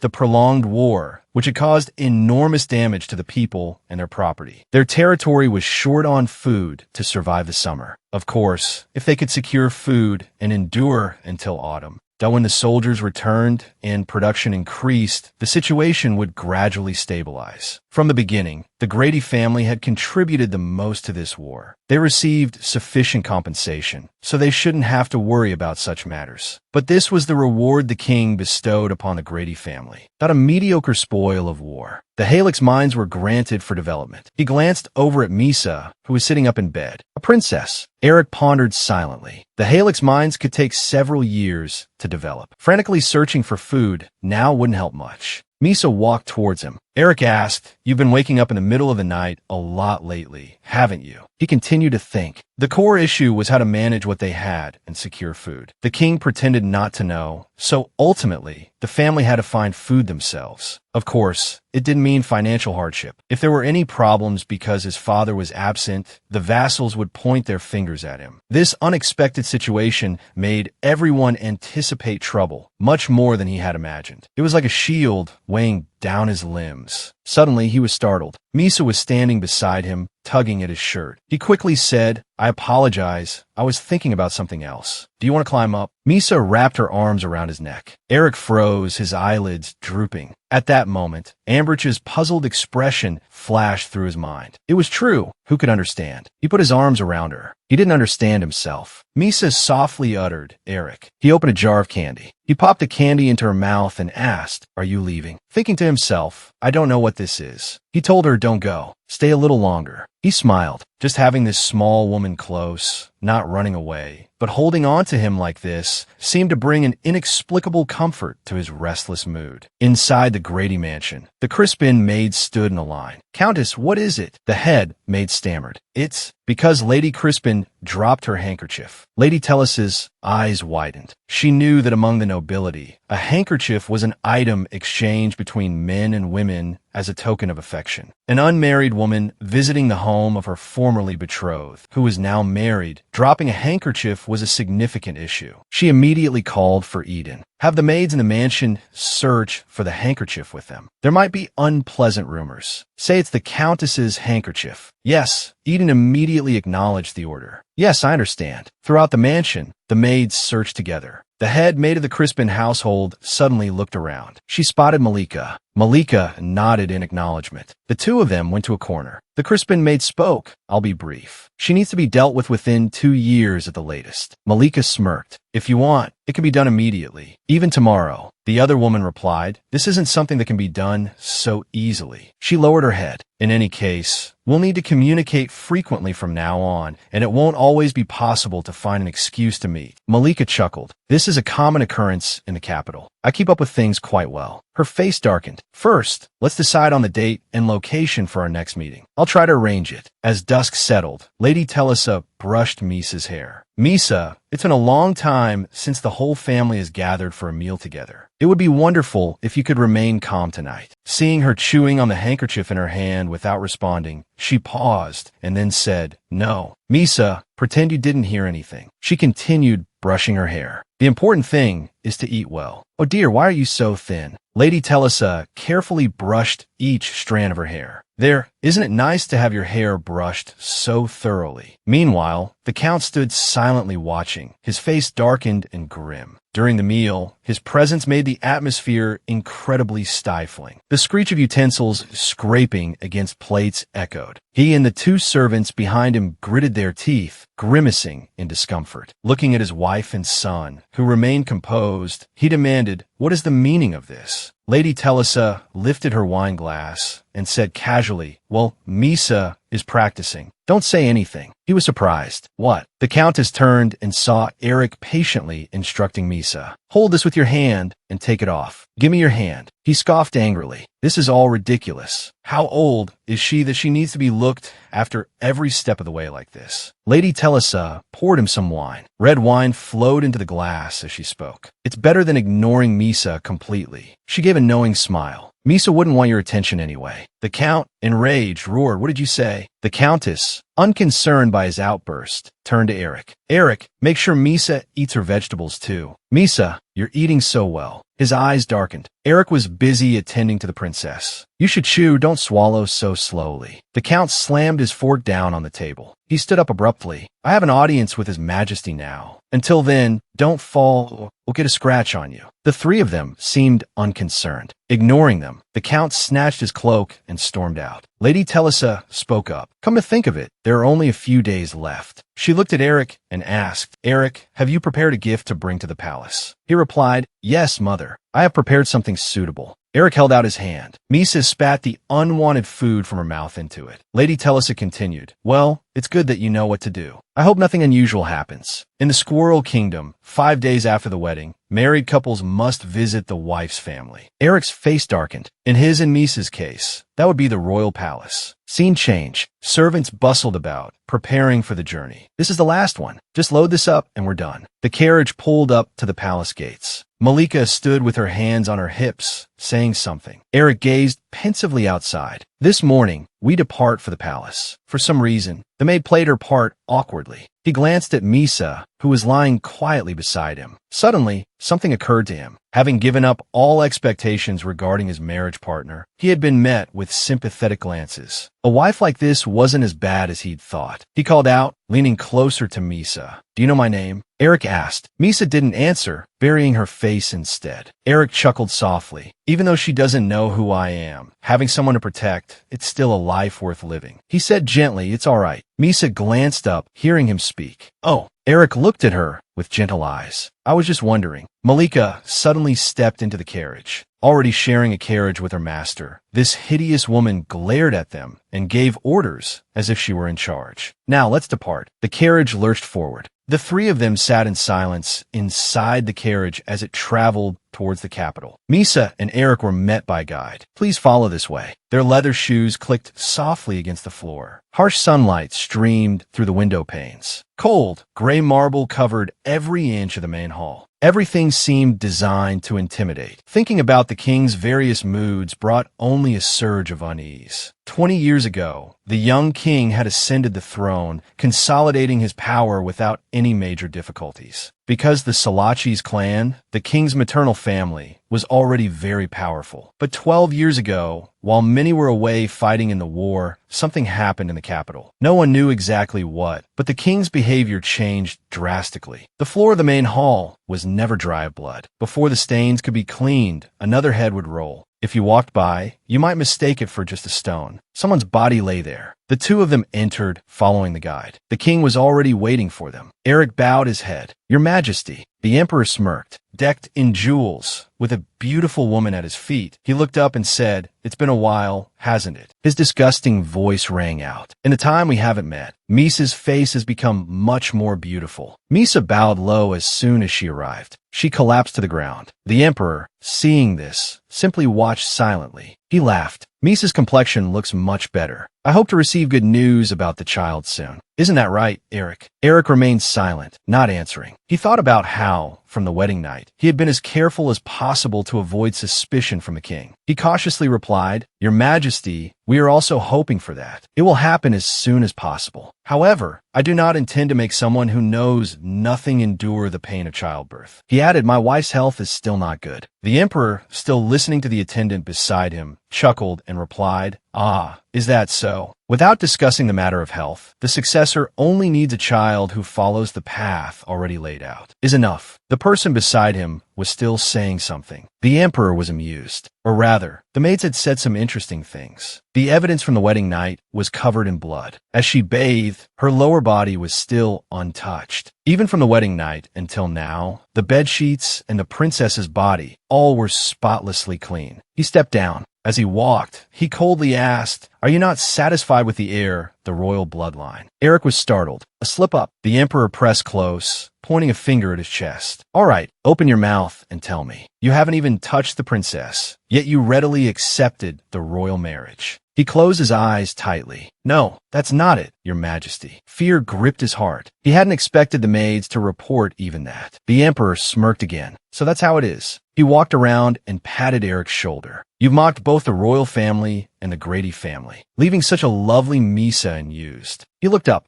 then turned back coldly. "So, would this be considered opposing the royal family?" Eric stiffened, his hand clenching. Was he really going to be pressured like this? There would be no escape if the king personally named him an enemy. The lives of his parents, the lives of those who followed the Clatney family. What would become of them? Around 70 knights had been brought in from the capital. He frowned slightly. They were nothing compared to the royal guard and the capital's defense force. The emperor raised his hand. "Misa, come here." She immediately crawled obediently towards him. He waved cheerfully, as if calling a dog. "Yes, yes." He placed his hand on her head. "My poor little sister. Misa, tell me." The emperor leaned closer to her. "Did your husband take off your clothes on your wedding night?" Misa didn't answer, foolishly touching his shoe. The emperor grabbed her hair hard. Misa screamed in pain. Eric, behind them, was instantly alarmed. "Your Majesty." The emperor growled. "Misa, I'm asking you. Did he touch your body?" Eric shouted, trying to intervene. "Your Majesty, please let go of her first."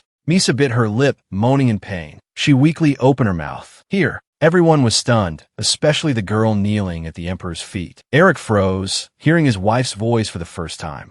Here, here." Misa sat on the ground, repeatedly crying out, "Here. It hurts. It hurts." The emperor's face darkened, while Eric's eyes widened in shock, as her voice continued to echo, "Here. Hurts, hurts, hurts." He wondered what was this. The emperor stood up. "All right, that's enough." He looked down with disgust. "It's truly unpleasant to hear my sister speak like that. How filthy." He kicked her. Misa fell to the ground. He coldly ordered, "Now get out." Eric rushed forward and embraced her. Misa buried her face in his shoulder. Eric's jaw clenched. The emperor simply looked down at them. The carriage rattled on its return journey. Eric silently held Misa in his arms. Misa, as usual, slept soundly. Only Eric's demeanor seemed different. The carriage stopped in front of the mansion. The servants were already outside to greet them. "Welcome back." The butler immediately asked, "Is everything all right?" Eric didn't answer, only saying, "I'll take care of my wife today." He made a grim face as he ordered. "Therefore, no one is allowed on the second floor today." The butler was extremely bewildered. "Young master." Eric ignored his questioning and instructed, "Go to the knight's quarters and bring Conran, and tell him to stand guard on the second floor for me." The butler could only reply, "Yes, I understand." He looked up at the unusually noisy second floor with confusion. Misa screamed and struggled in Eric's arms. He ignored her and continued walking.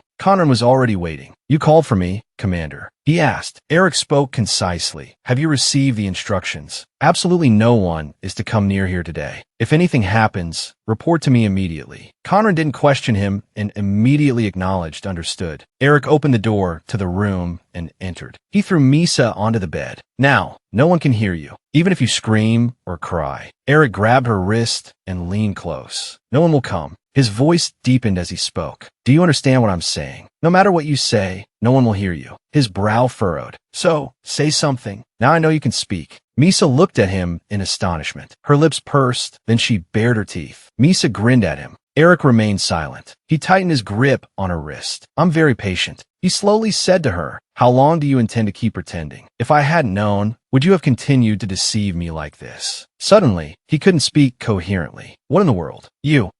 Her voice finally rang out again, making Eric freeze. "Me." Misa gave him a strange smile. She repeated Lady Tellis's words. It would be better to ignore Misa. Misa doesn't want your concern anyway. Eric looked at her, speechless. Misa looked back and smiled faintly. Eric was extremely confused. That moment, I doubted my own hands. He paused for a moment before asking, "What was that act in front of the emperor?" His tone was firm and fluent. Misa tilted her head and continued, everyone will come scavenging for scraps like hyenas. We have to show them we're doing well. Eric pondered, words I'm certain I've heard before, different from her usual gentle face and soft voice. His hand trembled slightly with tension. Eric's eyes finally softened. He released her. I didn't intend to pressure you. His mind was a tangled mess. It's truly hard to believe she's this lucid. He didn't question her further. What has that sharp mind been thinking all this time? I heard she witnessed her mother's death at the age of 8. And after that, she also witnessed her half-siblings, sharing the same father but different mothers, being killed one by the king. So she chose a way to survive, worse than treating an animal. It could be contempt and mockery. Thinking about the years she's endured makes me speechless. I haven't known her for long. Can I possibly soothe those years of resentment? Or soothe them with shallow words, saying she's suffered enough? Eric's hand unconsciously clenched. I want to say something to her, but he slowly stood up. I have nothing to say. So in the end, I swallowed it all down. The next morning, Misa was still asleep in bed. The servants entered, just waking up. Outside, the butler pushed in a cart of food, followed by Malika and the maids. She watched silently while the butler said, I brought your meal. The male lead didn't say anything. The antagonist approached the bed and called, Princess. She feigned sweetness. Don't sleep anymore. Wake up and have breakfast, princess. The male lead, with dark circles under his eyes, watched silently. He thought, I thought I would be executed for falsely reporting to the king. It seems I've gotten off easily. He said to the antagonist, let her sleep a little longer. My wife seems very tired from being out for so long. She replied, oh yes, I understand. He tiredly closed his eyes. The butler bowed. Well then, young master, would you like to have your meal first? It's likely to be a busy day with your schedule. Sitting at the dining table, he thought, it seems I'm here to confirm, because I thought something similar to the wedding night would happen. But it's better to think that way. He ate in silence. Eric lifted a piece of food to his mouth. Eating alone after such a long time. It's hard to swallow. Scene change. The dining table was overturned again, because that's what had to be done today, making the dining table messy. Tearing clothes, and the black-haired man undressed, pulling the maid's hair. Misa rubbed her reddened forehead, thinking, that completes half of today's quota. Today, the examination of the red-haired woman took longer, so I was delayed. But luckily, she suddenly became worried about the black-haired man from yesterday. But what if that man tells my secret to someone else? I don't know, but yesterday, he seemed very angry because of me. She clutched her skirt anxiously. Suppose that man tells my secret to the people here and in the Imperial Palace. What if they want to kick me out? She shook her head, trying to reassure herself. Even though he seemed very angry this time, I still believe that up until now, he's not that kind of person, right? She immediately ran off. But what if that man talks about me? In the room, Lady Telesa saw her and said cheerfully, Misa, did you sleep well? Misa was panting from running. Lady Telesa continued, no, Misa, I told you not to walk around alone without a maid. It's dangerous. Misa immediately threw herself into her arms, catching her off guard. Oh my. Lady Telesa stroked her head. Look at you. It seems you're still half asleep. Misa thought, relieved. Thank goodness. Lady Telesa is acting as usual. Oh my yes. Lady Telesa turned to the butler. Never mind that. Please continue. The butler immediately resumed. Yes, my lady. He slowly reported, this time, it concerns the garden fence repairs. It seems we'll have to use different materials, so I've been looking into some options. Yes. He offered a suggestion. How about faux wood? 1 Karen and 2 Jerry's. For reference, that's the total needed for the garden. Misa listened intently. Faux wood. She thought of the mansion's garden, the material used for the fence. The flower garden at the Imperial Palace used imported wood from a southern island. 5 times the price at 1 Karen and 10 Jerry's. She wondered if such imported goods were too expensive for this mansion. Aside from the Imperial Palace and Celia Palace. I've never been there. The butler continued. The Regenson Dairy Farm has recently started producing butter and cheese. He placed a dish of butter on the table. It's expensive, but the quality is excellent, so I purchased some. Lady Telesa took a piece and tasted it. The butler added, $1 of butter cost 20 paxo. Misa was surprised. 20 paxo for that much. Lady Telesa offered her a piece. Here, Misa, have some. As she ate, Misa thought, a maid told me a bag of flour cost 20 paxo. And this butter, small enough to fit in my palm, cost the same as a bag of flour. Thinking back to the previous night, she pondered. That black-haired man was worried about the food supply for the people of his territory. If money is tight, it would be better to buy flour. Lady Telesa watched her eat with a warm smile. Is it good, dear? It looks delicious. It is delicious. We should buy $5 of this for Misa. That would be 20 paxel, right? Yes. The butter we usually buy is 4 paxel. Misa calculated. If it's $5, that's 100 paxel, 1 Jerry's. The black-haired, red-eyed man and Lady Telesa. Just being able to eat this makes me happy. Why? But no matter what, that affection won't be solely for me. There's no one in this world who would give so much to a princess, consider plague. Eric finally arrived to retrieve her. He extended his hand, calling, "Come here now." Misa clung tightly to Lady Telesa, refusing to go. Lady Telesa was puzzled. That's strange. She's not usually like this. Misa looked at her, whimpering as if to say, "I don't want to go with that man. Help me." Eric scooped her up with one arm, holding her close. He whispered, "Misa, it's best if you come with me quietly." She stared at him in astonishment. He continued, "I haven't told anyone about what happened yesterday." Misa looked at him, speechless. Evening came again, and the table was laden with food. Eric asked, "You can eat by yourself now, without help, right?" Misa picked up the plate and knife, remaining silent. She lowered her head, thinking, "I really don't like this man. Does it have to be this way? No matter what, the mansion staff always overdoes it. Even though they know I'll eat with my hands, they always set out a plate and knife." She looked at the utensils in her hands. "It's been almost 10 years since I've held these." Her hands trembled as she cut a piece of meat. Misa brought the meat to her mouth with difficulty. "It's been so long, my hands are weak." Eric watched her eat, commenting, "See, you're doing great." Misa frowned. "What's so great about this?" She threw the fork onto the floor. "He's such a strange man."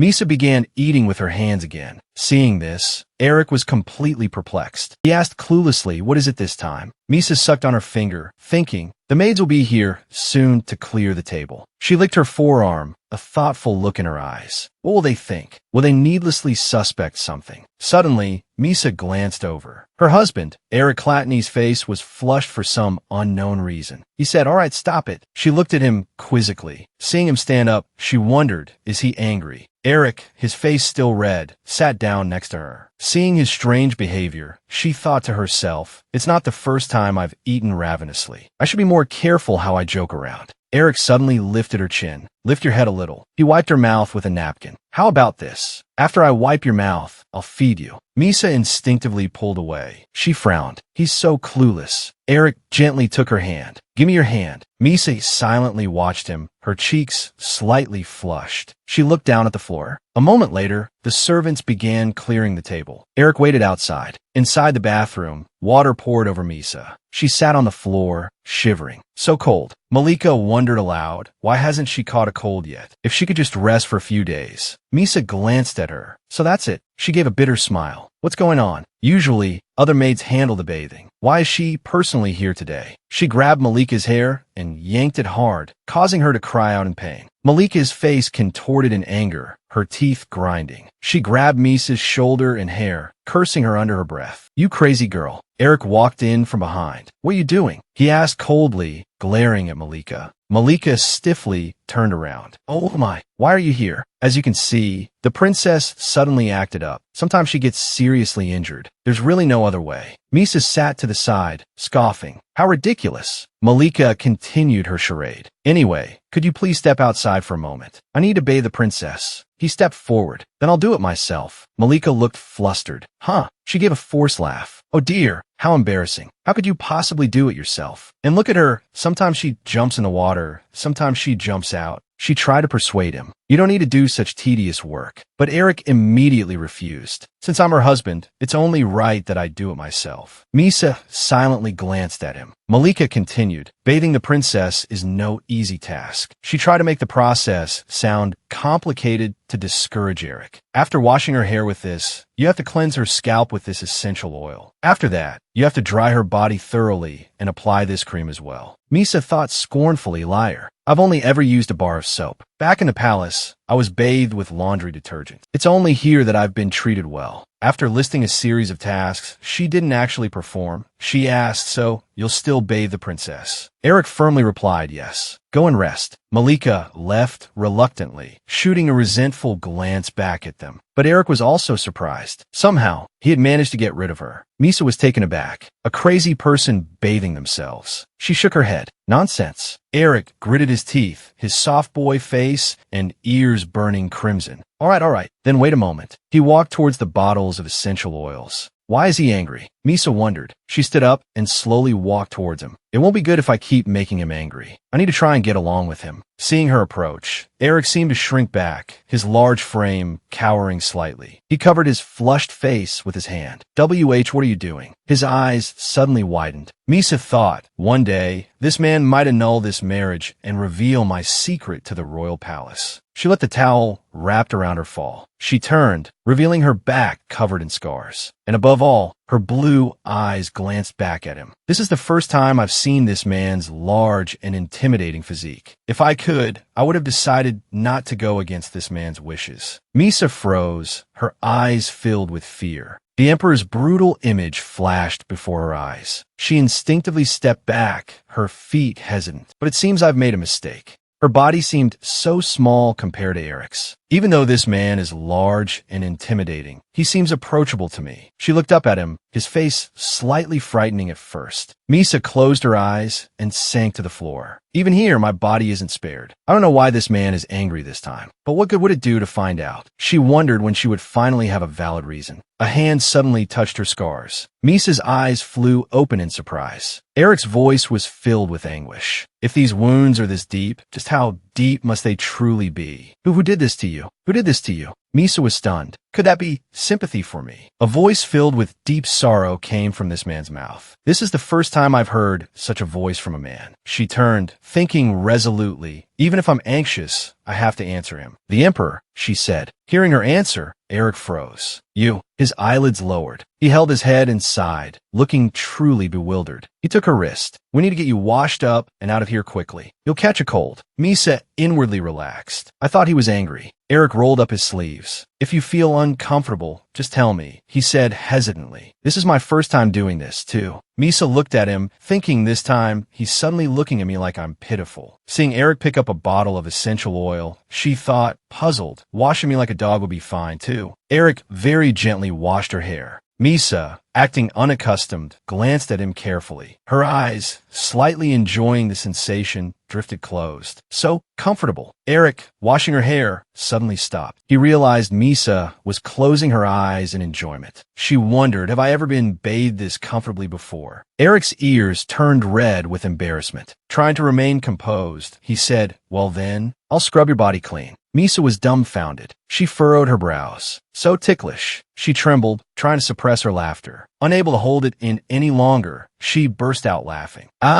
Their eyes met. Misa thought, normally, a crazy woman wouldn't worry about someone scrubbing her body. Eric cleared his throat, his face flushed as he quickly averted his gaze, which Misa found rather amusing. This man's reactions are interesting. He stammered, I apologize. Misa's cheeks flushed too. She stared at him, thinking it's like a contagious disease. She glanced down at herself, feeling a bit embarrassed. Even I'm starting to feel strange. Later that evening, after bathing, Eric collapsed onto the bed, exhausted. Misa sat on the edge of the bed, watching him. He was completely drained. He reached out to her. Now come lie down for a bit. He took her wrist. You must be tired. Misa let him pull her down beside him. She thought, puzzled, I think he's the one who needs to rest, not me. She looked up at his gentle face in the pale moonlight. Misa hesitated. Even though I already know, I don't know anymore. She remembered what had happened before. Yesterday, he was so angry, he didn't even remember that I saved his life. Today, he's showing compassion just because he saw the scars on my body and because of the way I was wolfing down my food. She propped herself up, watching him. In the end, he still can't hide his true nature. He's showing his dislike. But she thought to herself, he's sleeping so soundly. She suddenly decided to do something. Even so, at this rate, Misa abruptly got out of bed. She opened the door and went out. It seems like he's a rare, good person. Inside, Eric opened his eyes. He heard a voice from beyond the slightly open door. Moving closer to the door, he heard Misa's voice. He listened silently, his hand on the doorknob. He heard her voice again. Eden. Before him stood Misa, muttering to herself in front of a mirror. Could you bring me some medicine for my headache? I'll be in my room. Food poisoning is rampant in the northern part of the capital. Eric was immediately stunned. Misa continued to repeat the words of others. The price of $5 medicine has increased to 7 Jerez and 2 barrels. He stood silently behind her, listening. How much is this?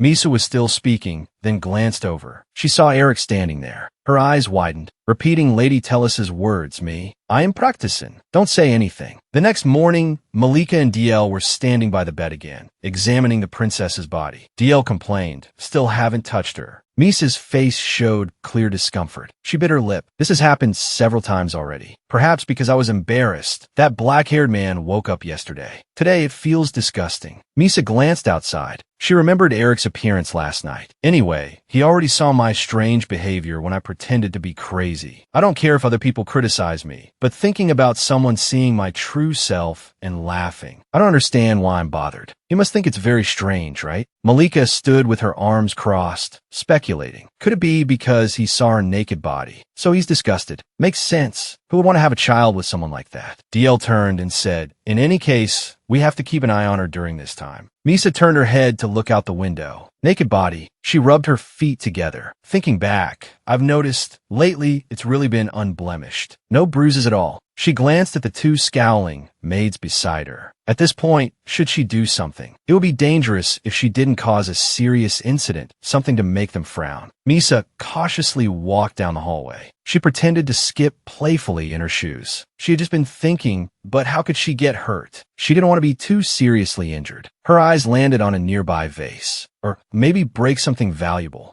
After thinking it over, she refuted herself, shaking her head. No, that wouldn't do. It would be a bit much to do that, especially since she would have to spend a lot of money repairing the fence and the garden. She looked over at the stairs beside her. Indeed, the easiest way was to break some part of her body. Glancing at the fat maid, DL behind her, she made up her mind. The stairs. She lowered her eyes. As long as she controlled it well, she wouldn't be too badly hurt. That's it. Misa quickly ran towards them. Although it would be very painful, there was no other way. She closed her eyes tight, right from the first step, pretending to lose strength in her legs. Just as she was about to fall, Eric reached out. I feel uneasy. I can't just ignore this. Misa looked back in a panic. Eric easily caught her around the waist, preventing her from falling. Looking at his face, she wondered in confusion just when. He held her tightly. He then said, today, I will take care of my wife. You, DL, go and rest. Misa was angry, but could only whimper a few times, expressing her displeasure. The 2 of them sat in the greenhouse. Eric explained that all the birds in the greenhouse had been moved elsewhere, so there was nothing to worry about. He turned to her and asked, is it true that you hate birds? Misa nervously fiddled with her fingers. Eric looked at her quizzically. What's wrong? Is there a reason? She mumbled, birds eat. Eric repeated, birds eat. He didn't understand what she meant, so he asked again, what do you mean? Misa frowned in dissatisfaction. He had brought her here without her permission. She moved away from Eric. He continued to ask, but when you speak, is there something that bothers you? Misa was annoyed. Why did he keep bothering her? Seeing that she didn't say anything, Eric reassured her, it's okay. No one will come here, so feel free to talk. She pursed her lips and glanced away. That's not it. Eric looked at her thoughtfully. Suddenly, his words made her freeze. Or do you feel uncomfortable talking? Misa thought resentfully, I'm good at talking in my head. But when it came to actually speaking, Eric reached out. Otherwise, he said slowly, it's been a long time since you've talked to anyone. If you're not used to arranging the words in your head. Misa looked up at him. I didn't think that deeply about it. I don't know how to explain it either. But this man seemed to be right. Eric voiced his guess. So you're very good at repeating what someone else has said. If you can, try speaking instead of nodding. However, it seems you can also answer briefly. Misa looked up. She stared at his face. What should I say? Every time I see that serious face, even though I'm not interested, I feel like I have to answer anything. She sighed and stammered, oh, okay. As soon as she spoke, she immediately covered her mouth.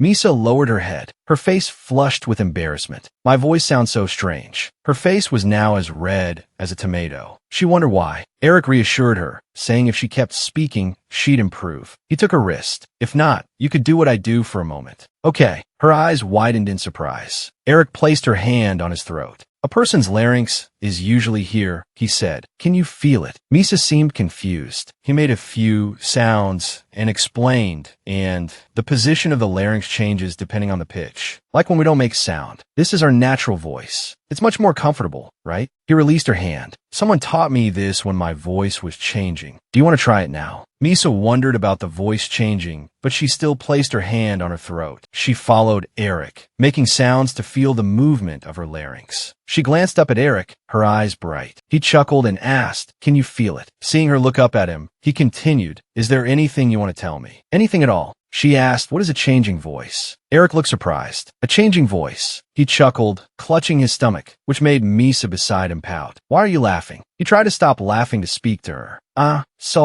Is this the first question you've asked me?" Despite this, since it was his wife asking, he cleared his throat and answered. Everyone's voice changes at a certain age, and that's called a changing voice. "Is this the first time you've heard of it?" He asked further, "Do you have any other questions? Or is there anything you want to say or need?" Misa's small hand clutched her dress. "There's something urgent." She looked up at him. Then she repeated the fat, made DL's words. "We still haven't touched. It's so boring." But Eric didn't understand and asked back, "What do you mean?" Misa frowned, not understanding why he didn't get it. Seeing that words weren't working, she used actions, gesturing towards Eric. "Spreading legs. Like this." Eric, a complete novice, blushed crimson at her gesture. No.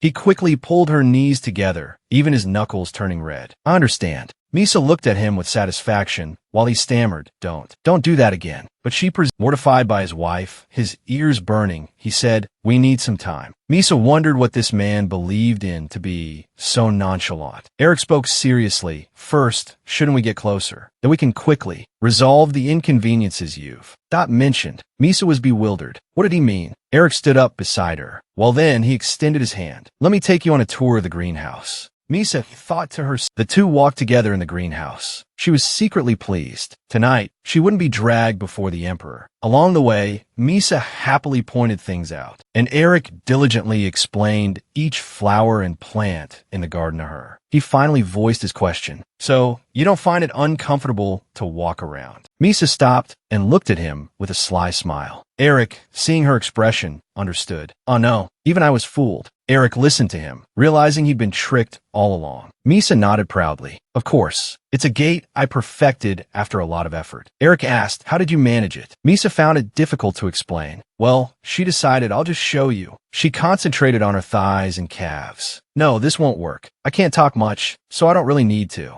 She held out her hand towards him. Eric looked surprised. "You want me to carry you? Why didn't you just say so?" He immediately picked her up, his voice tinged with praise. "You've been walking around more than usual today." Misa didn't reply, but her cheeks flushed pink. She closed her eyes. Thank goodness, she let Eric carry her out of the garden. This man was better than she thought. She felt this kindness might last a long time. The day before the wedding night, the holy woman kept rambling on about how they would kiss and their bodies would become one. Misa lay on the ground, listening silently. She remembered the holy woman reading to her about the wedding night proceedings. The kiss was a formality, so the wedding night process wasn't read with any particular emphasis. She didn't know why, but she felt strange about it. She even felt a pain down below. She just thought it was all very bothersome. But now, for her, it was one of the important ways to secure this marriage. If it could happen immediately, so much the better. She looked at Eric, the soft boy, quietly eating his meal. Since their conversation a few days ago, he'd been making excuses to postpone it. Noticing her gaze, Eric asked, "Do you want to say something?" Misa frowned, thinking, "Even now, my life depends on the king. Why does it feel like I'm the only one anxious?" She asked directly, "When are we going to do it?" Eric's movement stopped.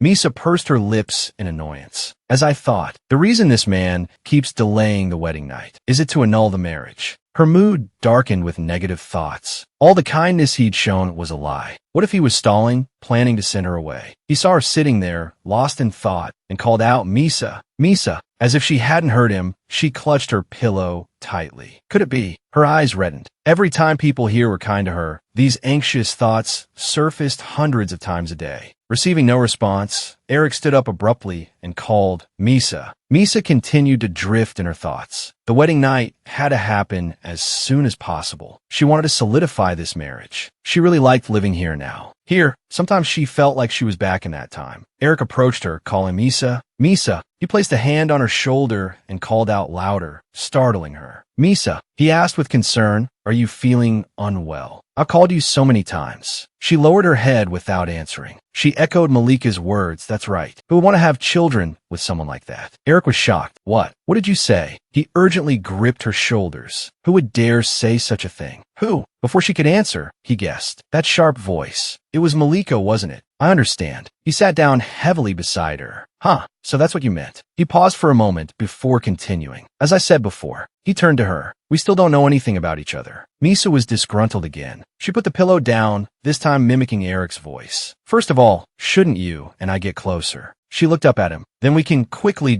resolve the inconveniences that I mentioned. Eric realized something. That's why you listened so calmly that day. He sighed. You did listen to a bit of what I said. Are you asking me to do it right now? He leaned closer to her. You seem to really like the idea. Eric refused, turning his head away. But I also need time to prepare myself mentally, because it's not something that can be done immediately. He looked up, contemplating what to do. Let's talk tonight. Misa pouted strangely. She glanced at him furtively. It's only our first time and already. Eric lit the candle at the head of the bed as he spoke. There are a lot of complicated things going on right now. The maids from the Imperial Palace following you, for example. His voice was sincere. In any case, you want a relationship. I want to know more about you. Eric took Misa's hand. He smiled gently. Anything is fine, so even if it's just a little each night, please tell me. If that's the case, then I'll cooperate little by little. Let's start from the roots. He asked his first question. What's your favorite food? Misa was silent for a moment, then replied, meat. Eric was surprised. Really? That's unexpected. He voiced his thoughts. I thought you'd say cake. Misa added, I like fruit and vegetables too. Eric recounted on the battlefield, it's always just dried food. Their eyes met. Eric asked again, don't you feel stifled, always being in the mansion? She wondered what he meant. Feel stifled being in the mansion. I always live like this. She closed her eyes. Then, she used Lady Tellis's words to express her thoughts. Eric, stop it. He was taken aback. This time it's my mother. He laughed, clutching his stomach.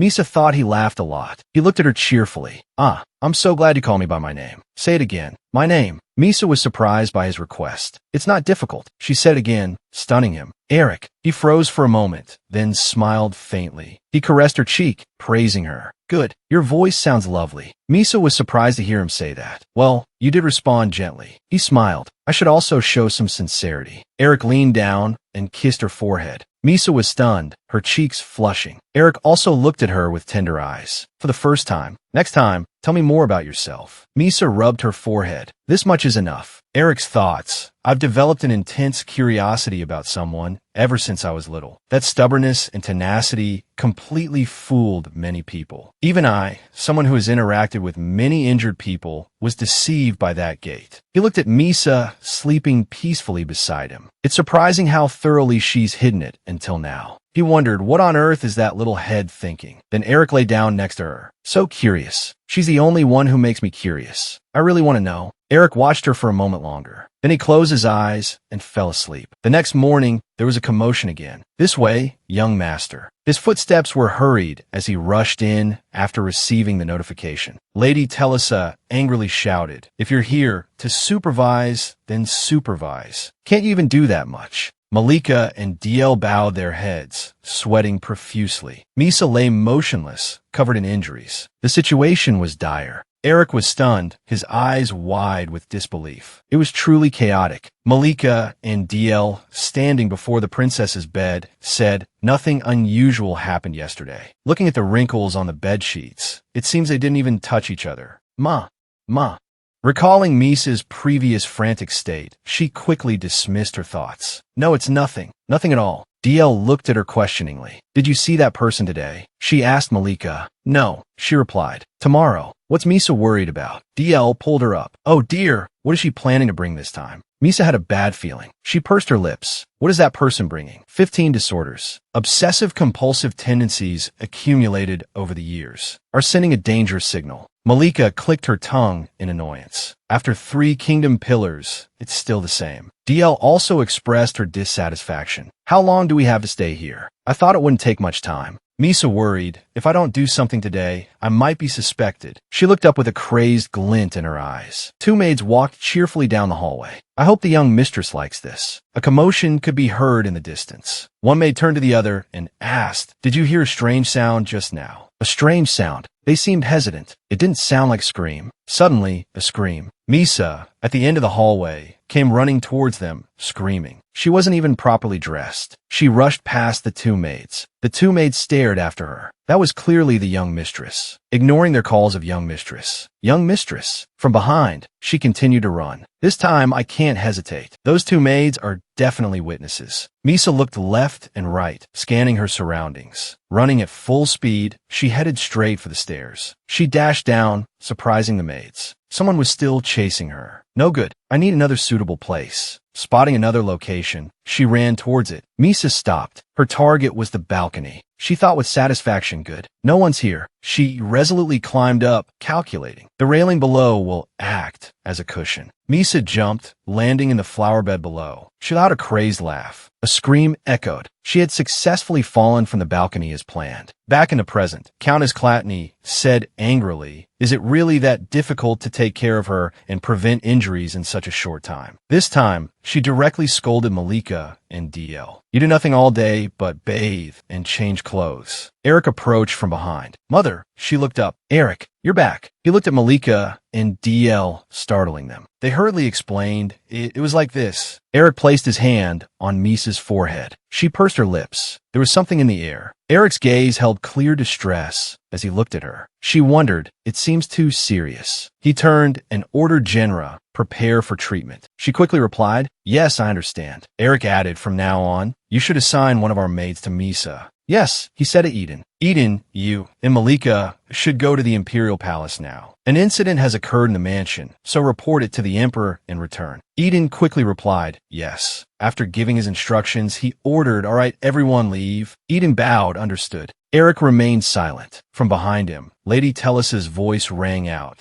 To think that the schemes of such incompetent people would be so difficult to control. She laughed venomously. Those people, their limbs need to be ground to dust before they come to their senses, don't they? Eric glanced back. This time is no different. It's the same thing over and over again. It was like Misa was reflecting the image of Rosie, his younger sister. Last spring, on Rosie's 10th birthday, she was alone in the forest without her nanny. She was hit by a drunk man on horseback. The day Rosie died, his mother completely lost her mind. The stable hand who had handed over the horse. Of course, the family of the one who caused the incident, even the old and the young. His mother had given them all the same punishment. His father had criticized her excessive actions. From then on, his father and mother had become completely estranged. And today, his mother was about to lose her mind just like that day. Eric called out to his mother, taking a gamble. Should we separate mother from this matter now? He looked at her and spoke firmly. That's a matter for my wife and child. I'll handle it myself. She widened her eyes in surprise. Eric worried, wondering how far his mother's rage would go. Gina, after finishing her examination, stood up and reported, according to the results, it seems the young mistress only suffered a minor wrist sprain. She scratched her head. It's been treated, and there shouldn't be any difficulty with movement. There are no other serious injuries. Lady Tellisa finally sighed in relief. Thank goodness. That's a relief. Contrary to Eric's worries, she didn't get angry, but stood up. You're right. I think I should go inside and relax for a bit. She bent down and looked at Misa. I hope you'll do well. Her eyes were hollow with worry. She turned to leave the room. Then I'll leave the rest to you. Get plenty of rest. Seeing Lady Tellisa leave, Gina also said then, I'll excuse myself. Just as she was about to leave, he called her back. Wait a moment. You said there were no other serious injuries. His expression darkened. Are you sure? Faced with his demeanor, she had to tell the truth. Actually, the young mistress has many deep wounds. I apologize for not telling you, but they're old wounds, so I can't treat them. Hearing a reasonable answer, his face relaxed. I see. So that's it. Gina hurriedly added, but I absolutely have no intention of speaking about this anywhere. As you know, I've never carelessly divulged such confidential matters. I've never misspoken due to intoxication. Eric asked, "You don't have any work at the moment, do you?" She waved her hand. Everyone understood that this was not a question, but an order. Eric continued, "Start working tomorrow morning." "Yes," she replied, still bewildered as he continued. "I'll tell Eden." She asked back, "Yes, starting tomorrow. Isn't that sudden?" No, he replied, dismissing her. "I expect you to understand. Now go." She stammered, "See Commander." "Commander." The door closed, leaving the room in silence. He turned to Misa. "I know you're not asleep. What's the reason?" Startled, Misa flinched. Her bandaged arm trembled. He gently asked, "What is it?" Her hands clutched the blanket tightly. Eric waited silently for a response. When none came, he sighed. He sat down beside her, trying to reassure her. "Misa, it's all right. Tell me, why did you cause such a commotion today?" She turned away. After a moment, she managed to force out, "There's a reason." He asked, "Tell me what it is." She struggled again, saying, "It's hard to say." Eric massaged his temples wearily. "Misa," he turned to her, "you absolutely must not hurt yourself. Break things, anything else, but not yourself." Hearing his reproach, she felt guilty. Unable to meet his gaze, she just mumbled in agreement. Suddenly, he became agitated. "Misa, I'm not saying you can't do anything. You can do anything, just don't get hurt. Do you understand?" His eyes locked onto hers, demanding a commitment. "Promise me right now, you won't hurt yourself." She huddled deeper under the covers. "I promise," she whispered. Finally, Eric relaxed. "Good, now rest. If you're hungry, just call me." Under the covers, Misa peeked at him. She stared, making him curious. "Do you have something to say?" he asked. She asked,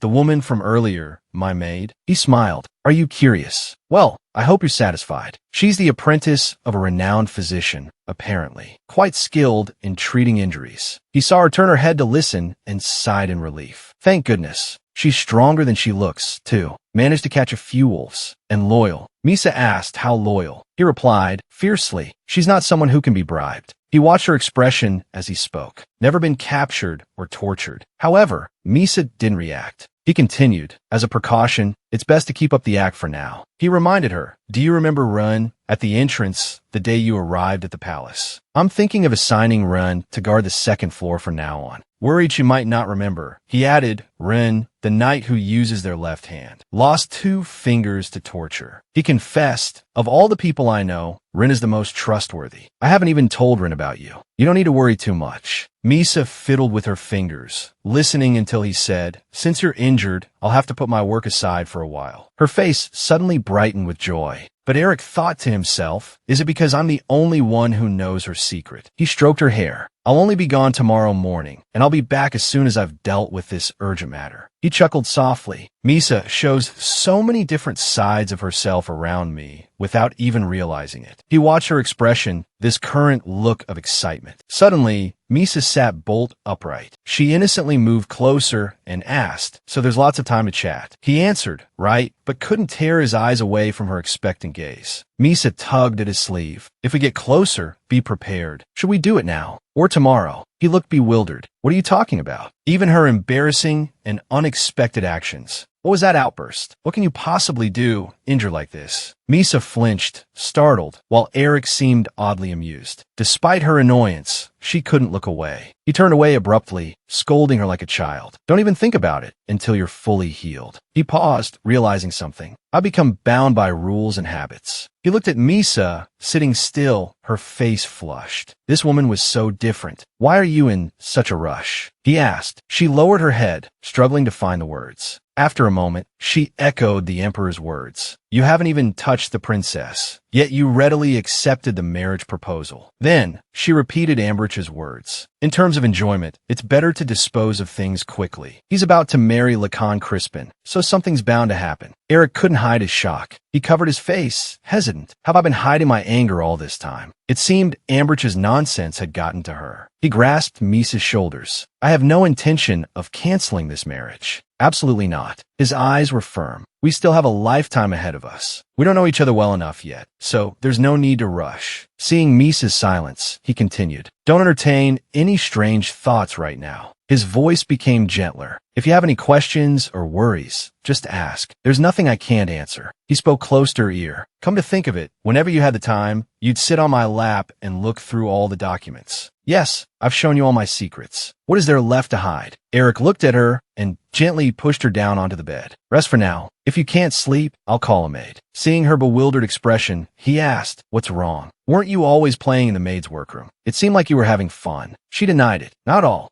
He looked puzzled. Not at all. She explained why she frequented the maid's workroom. The kitchen and laundry room are always busy and noisy. The workroom is the only quiet place. The maids chat constantly, and I listen to everything. She mimicked their voices. The princess only ever plays in the maid's quarters at Celia Palace. He replied, all right, I understand. Eric asked, so you were gathering information in the maid's workroom. Do you do that in the Imperial Palace too? Misa exclaimed proudly, exactly, excitedly. She repeated snippets of conversations. I heard how someone got replaced. How much head Maid Namia received from Lady Malika. I know everything. Eric himself was impressed. Amazing. Misa continued, you know what else? Eden doesn't like the silver-haired butler. She imitated the maids again. Don't say things you don't know. Head maid Eden is scary. She likes fierce men. Eric was taken aback. Fierce. Wait. The butler likes Eden. He's already smitten. Misa giggled. She went on, planning to marry a strong butler. The head maid is still single, isn't she? Eric was astonished. He pondered, genuinely surprised. Every action during this time. It all had a purpose, perhaps. Misa looked at him, bewildered. He lay down beside her. I want to talk to you more closely, Misa. Her eyes sparkled. What will we do today? I'm asking why Lady Malika gave money to the head maid, Namari. Even if you don't answer, I'll continue. It seems something happened, or was it because you wanted to take care of Misa? Misa remained silent. He coaxed her, you have to say something. We can only be close if you're comfortable. Ignoring him, Misa turned away. She said curtly, 3 pillars. Eric seemed confused. She explained, see you tomorrow. Malika, 3 pillars of the kingdom. If it's the 3 pillars of the kingdom, what does that mean? It includes Clatney, Salachis, and Crispin. King Salachis' foreign relatives were annihilated a few years ago and are now in an anonymous situation. If so, I remember the meeting with Crispin's daughter. I noticed someone watching us before. That person was none other than Malika. Meeting with Lady Malika, that it's very likely Crispin. I should send people to both sides to investigate what's going on. Misa blinked. But if a man is trying to do something meaningless. Before finishing her thought, Eric kissed her cheek. Her eyes widened in surprise. He chuckled. That's in response to your answer. The two gazed at each other affectionately. Misa felt bewildered. If that's the case, what should I do?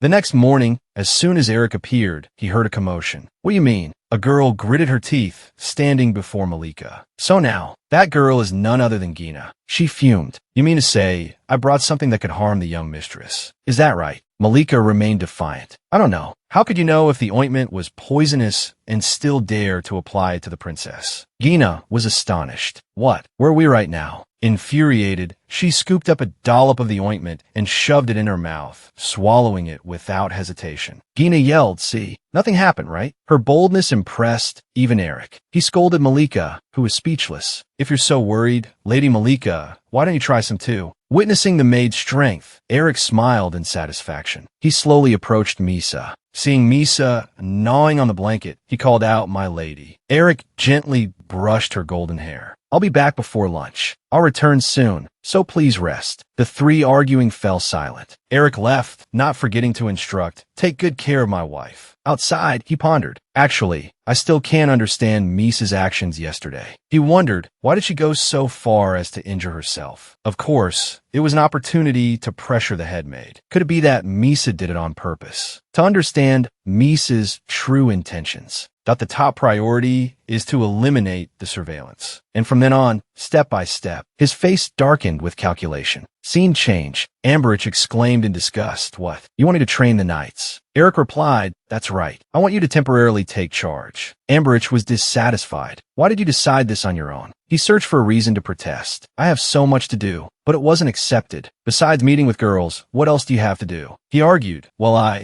Eric cut him off. All right, start tomorrow. after Amberich was thrown out. First, until Misa fully recovers, Amberich will temporarily be in charge of the Knight's training. And Conran, inside the reporting room. Commander, I've assigned people to watch Lady Malika and Crispin, as you instructed. Is that so? Good work. The most skilled Knights were dispatched to monitor both sides. Call Eden here. Don't let Mother know. A knock came from outside. Enter. Eden entered. What is it? Someone told me to come discreetly. Thanks to you. Dismissing those two maids wasn't difficult. Yesterday, after going to the Imperial Palace with Lady Malika and reporting, she carefully brought a copy of the related report from the palace. Fortunately, it seems conveying the truth was successful. His tone suddenly shifted, demanding her attention. But if their replacements are the same, it's pointless. He continued, That's why I need your help, Eden. Eden looked bewildered. My help. If you want to get acquainted with the maids in the Imperial Palace, you're more suited than I am, having lived on the battlefield for 12 years. But during that time, she'll stay in the capital, socializing with other families and doing things like gathering information. Eden protested. Wouldn't it be better if you did it yourself? Eric shook his head. I've already received Mother's permission to borrow you.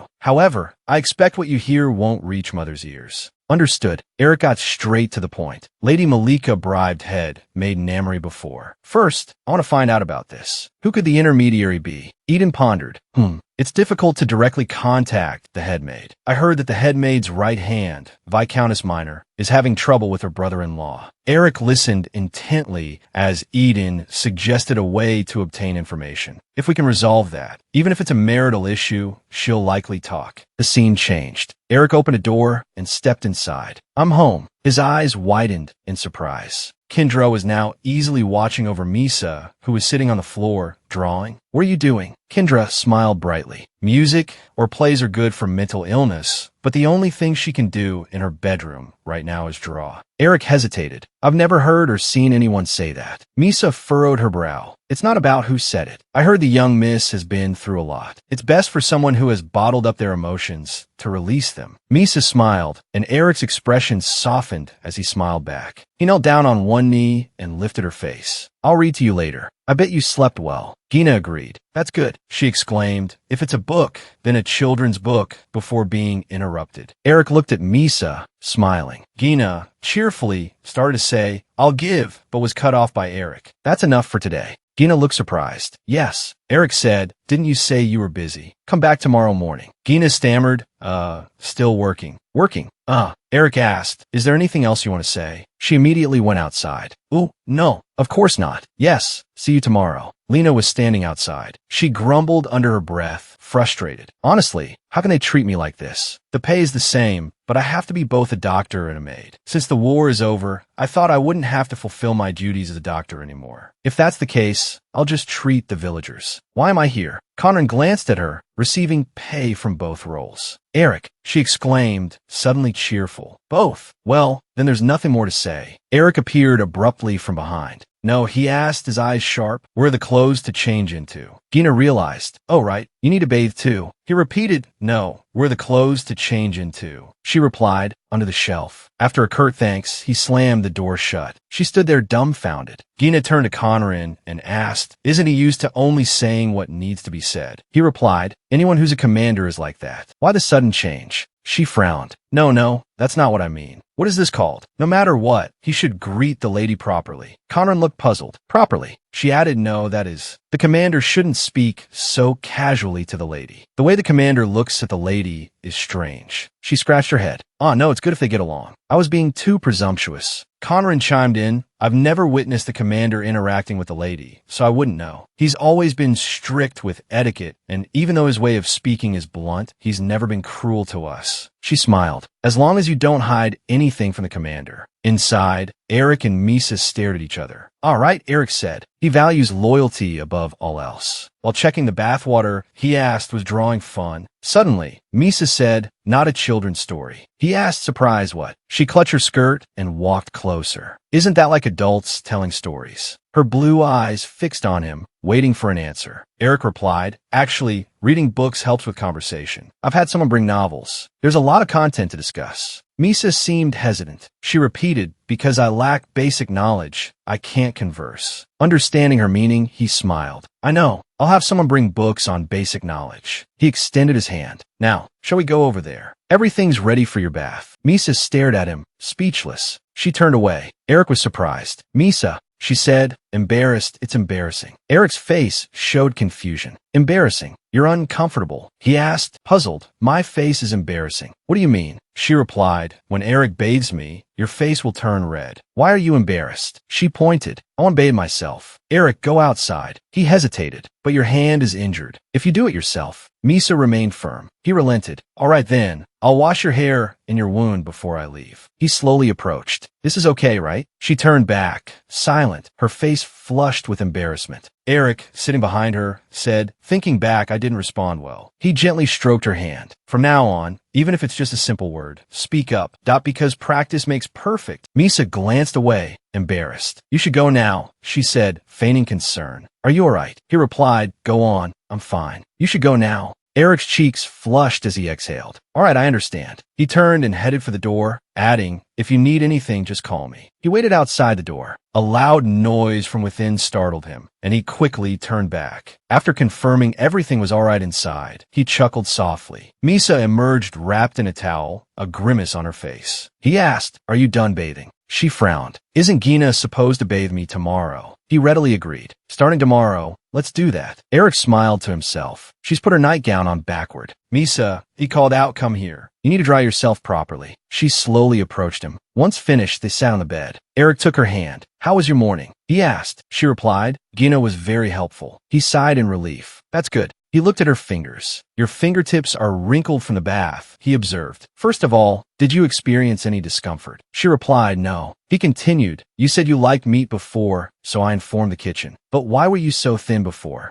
Misa recalled the past and mimicked a maid's voice. Oh dear, why bother with food? Eric immediately corrected her. Misa continued, anyway, instead of putting it in my mouth, it's better to apply it to my body. So, it's better to leave it for the grass. He asked in a low voice, were Malika and DL originally your maids? Yes, she confirmed. Originally, at 5 o'clock, it was 2. His expression darkened. I see. Their attitude seems rather insolent. Misa froze, then lunged forward and grabbed his hand. If they're both injured, Berman will know. Eric immediately recognized the name. It was the name the king used before his ascension. Misa looked at him anxiously. He remained silent, lost in thought. He complimented her. You're speaking more fluently these past few days. Misa stammered, it was supposed to be better, but I haven't been able to practice. He asked, why haven't you been able to practice? Misa replied, I was planning to practice at night, but when I woke up, Eric was holding me down on the bed, so I couldn't practice. His cheeks flushed crimson. I was afraid you'd leave the room without me knowing. He fumbled. From now on, feel free to. Misa raised an eyebrow. What was that? Lure here. Eric looked bewildered. Huh. He kissed her forehead. Immediately after, he asked about the information. Is it okay if I ask? No matter what you say, I'm sure I'll get the price. She rubbed her forehead. Information. Around that time, Misa started to get used to things. What is it? The number of questions also increased. Surprisingly, Misa frequently asked questions. Because she didn't know the basics, she often tugged on his sleeve and asked, what's a deceiver? What happens if you get typhoid fever? Sometimes there were difficult questions to answer. For example, how do women your age usually live? What do other people think about the kingdom? The more they talked, the more natural her speech became. During meals, she also asked, some people die from cutting their wrists, and some people don't die even if they cut their wrists completely. Why do people die from small cuts but live from large ones? She giggled and told him, I already knew all that. That's what I was thinking. Oh, she offered her cheek. I answered, so kiss me now. Eric kissed her cheek. From now on, you can speak more casually. She looked bewildered. Huh, what do you mean? I don't understand. We're married now. Shouldn't we drop the formalities? But she still didn't get it. Pointing at him, she said, royalty and the son of the Grady family, even if it's just a count, I still have to use formal language. He just laughed, covering his face. What can I do? Ever since marrying me, you've become like a noble yourself. And indeed, he was teasing her more and more. Why? she asked. It's called marrying up, he replied. She finally understood. He thought her eyes widening. As if not wanting to miss a word, he said, "We're adorable." He kissed her finger. "Are you disappointed?" "No, I'm not disappointed," she denied, a genuine smile gracing her lips. "It's wonderful here, so being like a noble is fine." Eric thought to himself, even that little mouth is being careful. With every word, he pressed her hand to his face. "That's a relief. I wonder why I didn't know at first." She tucked his hair behind his ear. "Because Eric is so kind. I saved you." "What do you mean?" he asked. She said innocently, "I saved you. Otherwise, Eric would have committed treason." He stared at her, this beautiful and lovely wife. If they hadn't married, he would have faced danger. A triumphant look, flushed cheeks, and a chattering mouth. "Whatever," he said, "take her hand. So that's how it is. I'll live with gratitude, and more than anything." Misa's lips moved. "It's good that you know. I'm truly happy I married you," he said, realizing what made his heart flutter. It's those triumphant expressions in every moment.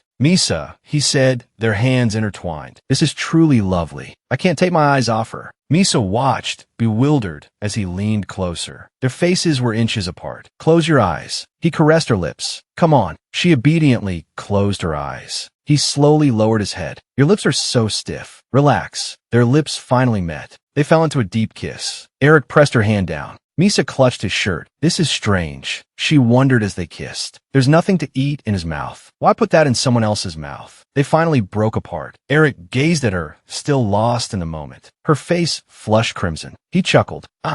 Then he placed a kiss on her forehead and then her cheek. "Does it feel strange?" he asked, kissing her again, then trailing kisses down her slender neck. Misa's eyes widened. She pushed him away. Wait a minute. No, not like this." Flustered, she asked, Do you know what you're doing? Have you ever done this before?" Her gaze was firm. "You haven't, have you? This isn't right." She placed a hand on his chest, explaining this part, the upper body isn't involved at all. "Do you understand? I learned from the divine officer, so I know very well. So do what I say." "No," he said, kissing the back of her hand. "Then what you just said, that I asked to make that painful process less painful." She stammered. "No, that IT seems I learned it wrong somewhere." Eric continued to close the distance between them. "At this rate, nothing will get done." He kissed her again. "I only know how to do this." She grabbed his chin and pushed him away. "Don't be so stubborn." She closed her eyes. "It was all to save Eric." He asked in bewilderment. "For me?" He whispered into her hand, touched by her compassion. "So, my stay here will be longer. I don't want to cause you any pain." She pushed him away. "It's not like that." Eric's way of speaking was confusing. He replied, "Sometimes I feel the same way about you, my lady." He leaned closer. "I'm glad we're getting to know each other." Misa urged, "Don't do that. Hurry up." He responded, "It would be very helpful if you didn't say anything right now." The next morning, Malika and DL stared at her. "A little vague, isn't it?" "Yeah. Did it happen or not?" Misa, with a mark on her shoulder, sat up, yawning. They wondered, "Let's see, how did this suddenly happen?" She said in disappointment, in the end, "That man just kissed, all over me pointlessly, all day yesterday." DL asked, "Did your mood change having a personal maid?" She smiled foolishly, but inwardly wondered, a personal maid. "I can't believe it. Who would have guessed that man knew nothing about sexual relations?" Malika whispered, "Oh my, the personal maid has arrived." Misa was still lost in thought. "If I don't continue this way, it'll be a real headache later." Gina said, "My lady, it's a good thing there's an extra set of clothes to change into today." She approached with the dress. "I was so worried because yesterday's change of clothes hadn't dried yet." Suddenly, she noticed the red marks on Misa. She moved closer for a better look, wondering, "What's this?" "It looks like eczema." Realizing what it was, her face flushed. She exclaimed in embarrassment, "Eric." Aaron said, "It seems Malika won't be easily replaced." He asked why. "I thought there was more to it." Aaron bowed his head. "I thought I'd be suspected if I dug any deeper, so I stopped there." Eric was dubious. "Strange," he mused. "It seems she doesn't have any special abilities after all." According to what Eden had learned recently, Malika had a terrible habit of stealing. Even in the Imperial Palace, she was caught red-handed stealing valuables. She bribed the head, made to keep her position, though with difficulty. Still, there's no need to replace her. Eden placed a bundle of documents on the table. "Anyway, please refer to Malika's case." Viscountess Manor gave gifts to the head maid to gain her trust. Sure enough, the head maid was very greedy, so things were much easier. "This is a list of the jewelry Viscountess Manor gave to the head maid." He picked up the documents. "This was hard work, Eden," he added, and also, seeing her hesitate, he prompted, "Go on." Eden clutched her ear. Eric looked up to hear her speak. "That's all for now." In the garden,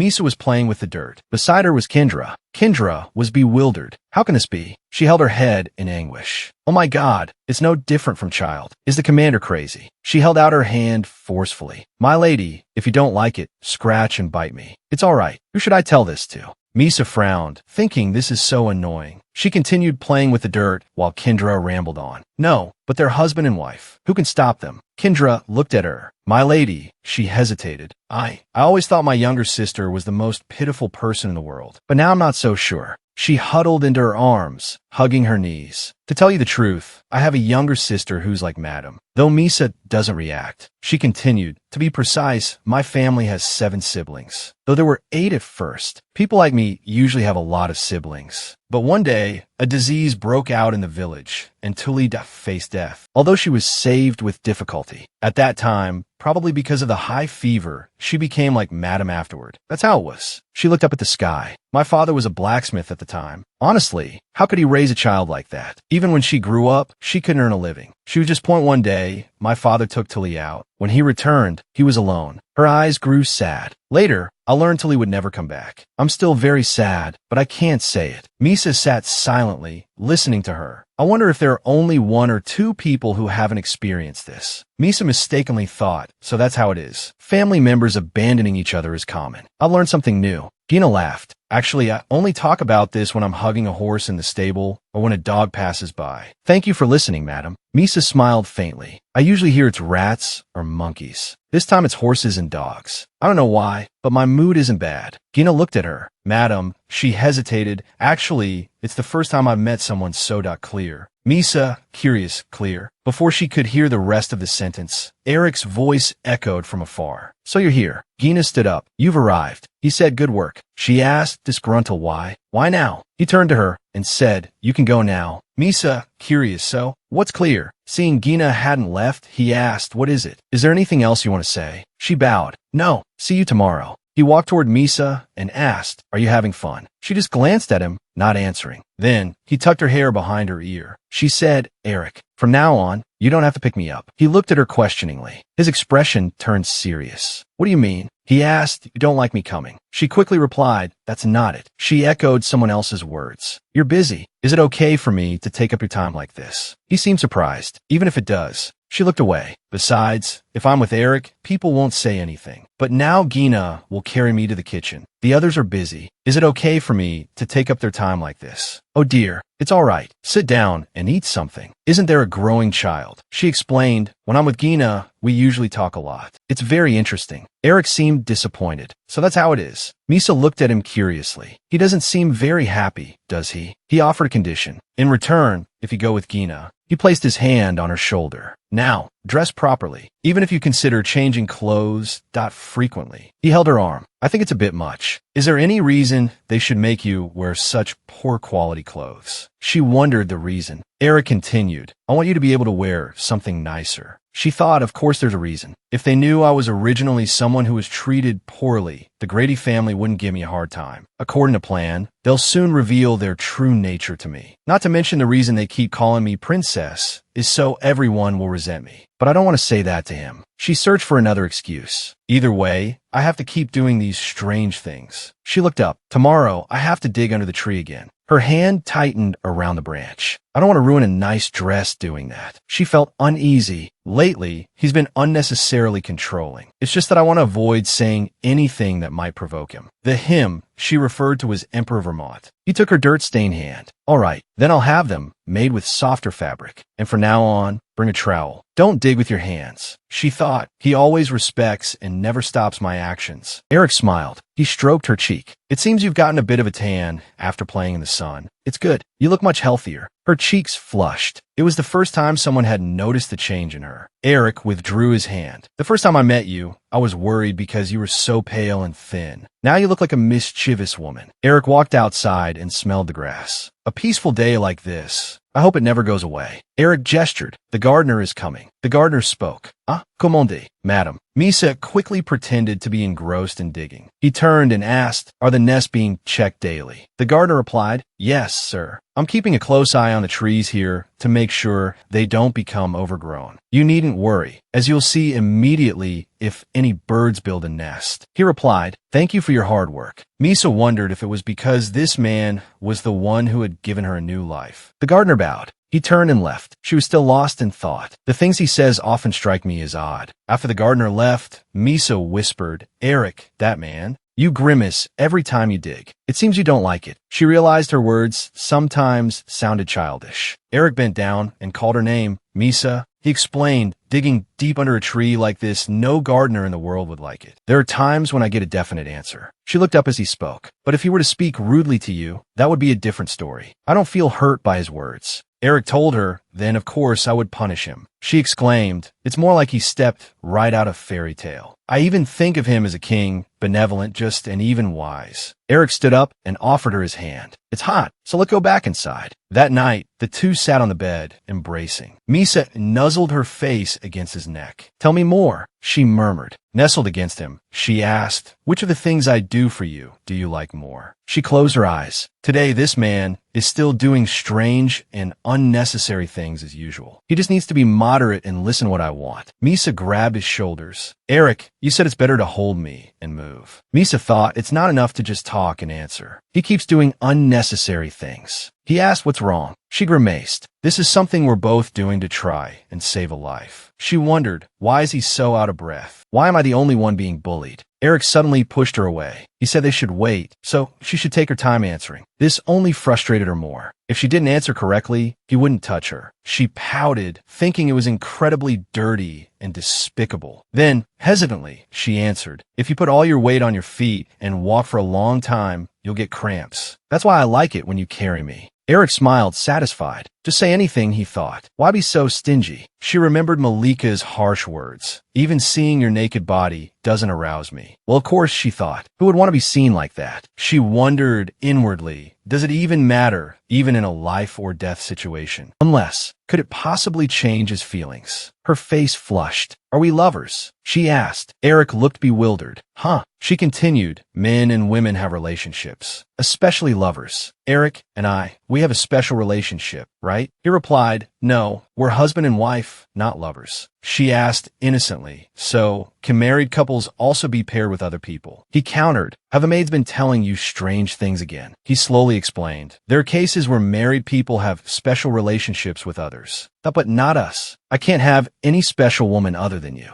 And I expect you won't have any other lover besides me." He frowned. I can't understand this at all. Not maintaining chastity shouldn't matter." He recalled Countess Clatney's words. Isn't it fundamentally an act of betraying trust? Suddenly, he embraced her tightly, making her wonder, "Eric." He caressed her lips. "Also, how are your Gina song lyrics coming along lately?" She glanced away. "I guess so." She asked, "Is it strange?" He smiled without answering. He kissed her again. So cute. Misa thought, I just need to get through the wedding night, right? Is there something like this during the relations the Count was talking about? But again and again, these unnecessary actions. Eric kissed her shoulder, throwing her into confusion. It was chaotic, stirring up incomprehensible feelings. The next morning, the maid sweetly said, "Madam, please sit still for a moment." Gina poked her head in and asked the camisole. The maid replied, "Yes, we made it ourselves." Gina nibbled on the camisole's strap. "Madam looks like a fairy," she exclaimed cheerfully. The maid giggled. "Right? It suits her so well." "Oh no, don't buy it, Gina." Eden looked in from outside. Her expression turned strange. Earlier, when asked her opinion, she had hesitated.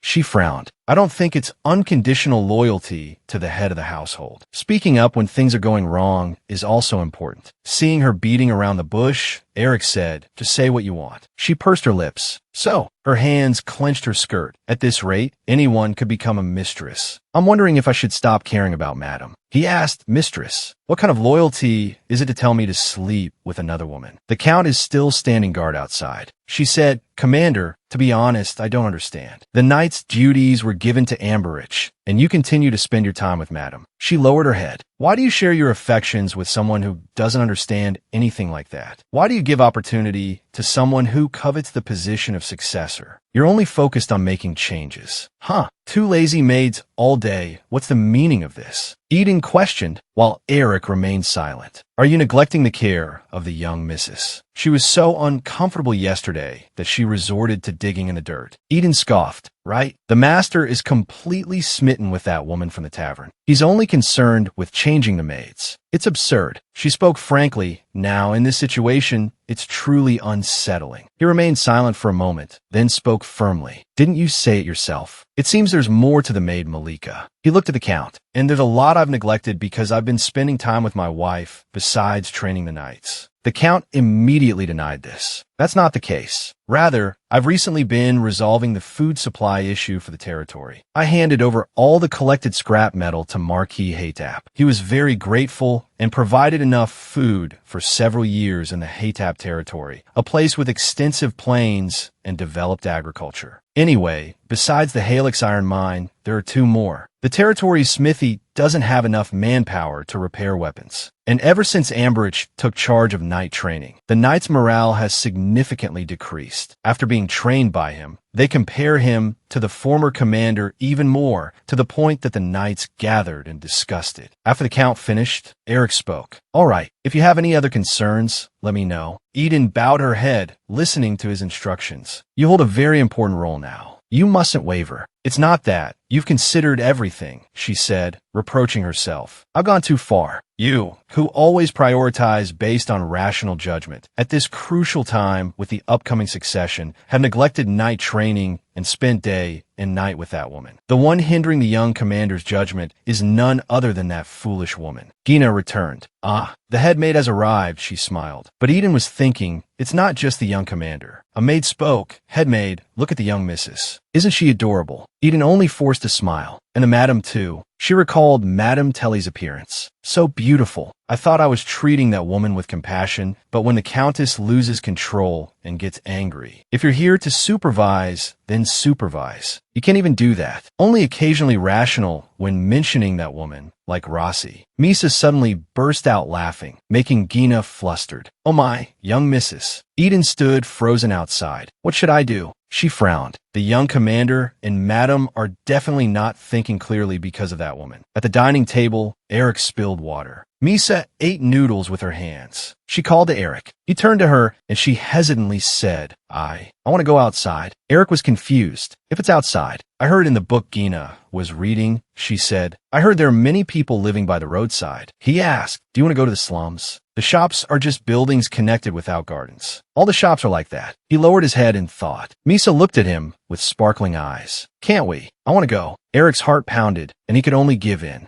So, Lady Malika asked, you'll take the carriage for a tour of the inner city? He replied, yes, we'll take a short trip and return. She hesitated. Misa will be very worried when she wakes up. She might think she's being taken somewhere unknown. He reassured her, I'll be with her, so it'll be all right. No, she persisted, still uneasy even so. Then take Gina along. 2 people are better than 1 for looking after her. He declined, it's really not necessary. She maintained her position. Even so, it might be better to bring her. He looked at her silently, then said, I see. He called out, Gina, let's go. In the slums, a carriage moved slowly. Gina asked, 3 hours, is that right? He stroked Misa's hair as she slept on his lap. Yes, go out and come back here at precisely that time. She stared at him. I'm glad to have some time off. He questioned, is there anything else? She replied, no, I'll be back on time. She left. See you later then. Her eyes held a worried look. Will it be all right? Eric drew the carriage curtains closed. He leaned close to her ear and whispered, Misa, you can wake up now. She sat up abruptly and looked outside.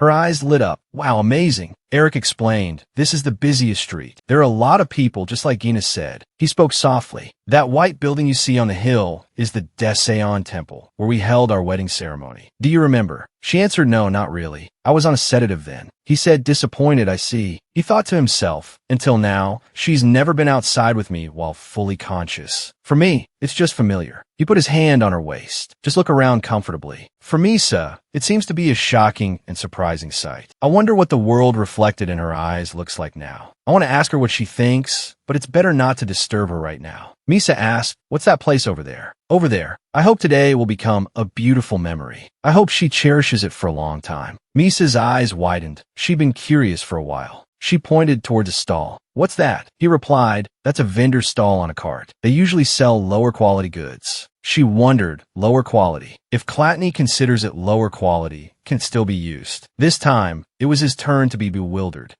Eric answered because the young men are out hunting and farming. Misa listened attentively as he spoke. After 12 years, they return all at once. It's very difficult to quickly prepare enough food to feed the 17,000 people in the territory. During this time, Misa had developed a serious misunderstanding. She often climbs onto my lap and secretly looks at various documents. And after thinking things over in that little head of hers, Misa came to the conclusion that Clatney's situation isn't very good. Sometimes she asks about simple words. It's hard to imagine her intently reading complex documents. But anyway, all her standards are based on the royal palace. From her perspective, the food issue is easily misunderstood. He patiently explained, due to the war, trading caravans have reduced their operations, which has also significantly decreased tax revenue. Although there was a temporary shortage in reserves, that issue has been resolved. Currently, everyone is continuing their livelihood. So after this harvest, there won't be any more problems. Misa looked bewildered. It seems she has a serious misunderstanding. He wondered, or does she feel like something is missing? He continued, and there's more. My parents simply dislike extravagance, so we don't have luxurious items in the house. The territory has only recently acquired 3 more observation towers. Closing his eyes, he went on, and we still conduct trade through the northern seaport. Not only that, but the fur of the blue fox, found only in the border region, is also one of our main sources of income. His eyes suddenly widened as he realized he'd spoken too much. Forget what I just said, he urged. The more I talk, the worse it gets. Misa asked, why are you holding your head? It feels like you're showing off your wealth to impress your lover. Isn't that right? He cleared his throat. No, I've unintentionally made you worry. Is that why you feel uncomfortable staying in the mansion? She clutched his coat. Uncomfortable. Misa said, no, I don't feel uncomfortable at all. I just thought there was still a shortage of food, so I saved some snacks. She seemed regretful. If I'd known, I would have eaten my fill. He was taken aback. Good heavens. He got out and instructed the coachman, wait here by the carriage door. The coachman replied, yes, sir. He emphasized, absolutely do not open the door. The coachman responded, of course, sir. Don't worry. Then Eric left.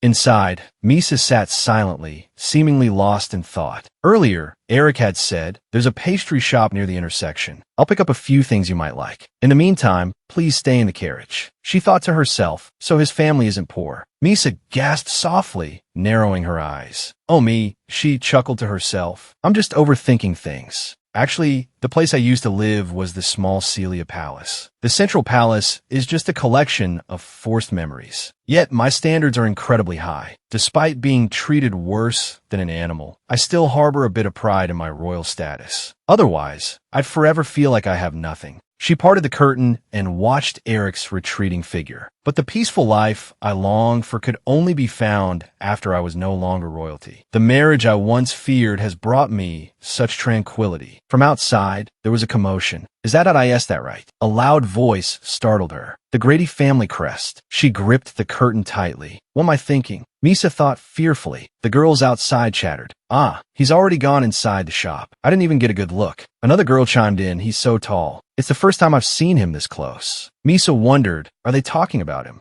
2 other girls spoke. I heard this is his first time appearing in the capital, right? The first time since he became an adult. With his looks, it's unbelievable there haven't been any rumors until now. Misa's face registered surprise. Their gossip echoed in her mind. You don't know. I heard Maria's older sister married into the Count's family. They only saw him on the wedding day. But the Grady heir is completely different from the other famously handsome noble sons. He's striking. The gossip about Eric's appearance took on a new meaning for Misa. Do they mean he's so handsome it causes a stir? The 2 girls giggled. In short, he's incomparably handsome. That's so handsome. She peeked outside. They really like him, don't they? The girls added. And I heard Father say that if he hadn't turned the tide at the last minute, we probably would have lost that battle. That's right. If it weren't for him, our homeland would have been in engulfed in flames. Just thinking about it gives me goosebumps. Misa finally realized, so he was the key to victory. Now I understand why everyone is cheering so enthusiastically for him. The emotion overflowing on their faces. It's awe. The conversation shifted. Suddenly, a girl gasped, "Is that true?" A woman whispered, "Should be quiet. If you speak out of turn, you could be arrested for disrespect." "It's something I overheard," she added. Misa listened silently. That's why even the national wedding was so heavily guarded that no one could see anything. So they held the national wedding without knowing his condition. "Oh my goodness, what's going on?" Misa's eyes widened in horror. Eric finally returned, and they sighed again. "We have no reason to pity the heir to such a powerful family. Let's get closer and see his face clearly." The moment he stepped out, something caught my attention. But amidst the cheering crowd, two melancholic faces appeared. Ironically, those expressions felt familiar, because the Eric I know always receives such looks. It felt like something invisible had just hit her. Eric's voice broke through. "Have you been waiting long? You suddenly drew a crowd, so I was worried," Misa replied, her expression unreadable. "Yes, he's used to being greeted like this." Eric sat down next to her. "I picked out a lot of things so the box got bigger." She remained silent. "Now, because of me, he has to endure those looks. I don't want to admit it, but while this marriage is a blessing for me, is it a tragedy for him?" She ignored Eric's question. What should we eat?" Her hand clutched her skirt. "I feel so sorry for him, and so guilty that it's all my fault." She pursed her lips. "But if I feel guilty for ruining his life, what about me? The one who's been treated like dirt all this time." She lowered her head. "Who should really feel guilty?" Eric opened the pastry box. "I bought this because the bakery recommended it. It's from the South. They eat it with salted cream." Misa asked, "Is it from Hallida?" Her face paled. He replied, "I think so." She turned away. "I don't like it." "Eric, don't open the box. I don't like sweets." She didn't understand herself. Eric remained silent. Guilt gnawed at her. She'd made his life a tragedy, and now she was scorning his gesture. Surely, he would be angry. "He's handsome," she thought. Eric gently asked, "Did something happen while I was gone?" He repeated, "What's wrong?" She turned back to him, his eyes seeming to see everything. She frowned. "I told you, I don't like sweets." Eric lifted her chin. "You have to be clear. Whether you like it or not isn't important. What matters is that your attitude has completely changed since earlier." She stared at him, bewildered. Eric repeated, "I asked, did something happen while I was away?" Fear flickered in her eyes. Eric continued to ask, even though they hadn't known each other long, "But you take things to heart more than I thought." Misa gasped, stopping in her tracks. He seemed unaware of her distress and continued, "In most cases, you're not picky, and you don't act impulsively without reason." While he spoke, Misa's hands clenched. "I'd rather he just yelled at me and ignored me." He asked, "If there's something you hate so much that you don't want to see it, there must be a reason." Misa wondered, why does he keep caring about me and trying to understand? Her face was pale. Her breathing became labored, causing Eric concern. "Misa," he said anxiously. She clutched at her clothes as he called her name again. "Misa. Misa." Suddenly, she collapsed. Eric cried out in alarm, "Misa." The slum district remained bustling around them. Eric held Misa in his arms inside the carriage. Misa wondered, "What should I do? He's holding me tight. I just fainted." Finally, she calmed down. "What have I done? Even if we're both holding on to each other's secrets tightly, isn't he the only one who knows my secret? I even have to receive help from him in a situation where he keeps acting like I'm a child. Anyway, I've become too used to being treated like a human being lately. Don't waste my emotions or pride needlessly." She bit her lip. "I'm so stupid. I definitely have to get along with him." She peeked at him. "So, after I get home, I definitely have to smile brightly at whatever he says." Then somehow, she stiffened when she caught Eric staring at her. Misa fearfully lowered her head. "Oh, I'm so startled." She reassured herself. "It's okay. Compared to that, his usual expression is a bit gloomy anyway." Her hand trembled. "Anyway, it seems like his expression is always gentle with me." Gara opened the curtain. "I'm home." Misa looked up. Gara was bewildered when she saw their state. She tiptoed inside. "It's so dark. Are these two children of the night?" She asked, "Why are all the curtains closed?" Eric looked outside, a puzzled expression on his face. Eric returned to the Count's mansion, sitting in his carriage. The timely return of Eric's carriage caught the Count's attention. Eric silently watched him, wondering, "He's leaving again today." Eric sighed. "I'll get off first." Eden's voice echoed in his mind. "I don't think unconditional obedience to the head of the family is loyalty." He wondered why. He stepped out of the carriage, watching the Count's carriage depart. He stood silently. "I wonder why those words keep coming to mind." The Count's carriage drove away, leaving only a trail of smoke. Eric thought, I didn't even get to greet him. Sometimes I feel like those words are weighing heavily on my shoulders. Everything done for the family must be carried out reasonably and properly. Doubt arose within him. But his father truly fulfilling his role as the head of the family? There's definitely some truth in what Eden said. His lips parted slightly, murmuring something. It will take time to remove the rotten parts. A voice called from behind him, Commander. Gina carried Misa, saying, There's a box of fine pastries in the carriage. I'll get them for you. Eric replied, You can eat them. Bring them to the lady. Gina, surprised, said, Oh, really? Yes, he added. And do you know how to use a dagger or something? She looked bewildered. A dagger. She thought, It seems I should answer that I don't know how to use one. But that thought was immediately dismissed. It's best I don't lie to the commander. She replied, Yes, I can cut things. He turned away. Good. Gina wondered what. From above, a shadowy figure silently observed. Malika muttered, How strange. She said to DL, looking at them like that, they must not be lovers, right? DL disagreed. Why not? Malika continued, Perhaps this type of girl is his preference. Otherwise, why would he bring his escort along? Look, he even gave her a secret gift, without letting anyone know. Malika pondered. What is that glance she gave? It seems she has some wicked plan. I don't care. If they aren't lovers, then they'll become lovers. The scene changed to Eric sitting beside Misa, who was lying in bed. She appeared to be sleeping. Eric watched her silently, seemingly lost in thought. He reached out to Misa. Before Eric could touch her, she startled, causing him to freeze. Oh, he patted her head. I'm sorry. You really fell asleep this time. He withdrew his hand. Don't worry. Go back to sleep. I'll prepare dinner.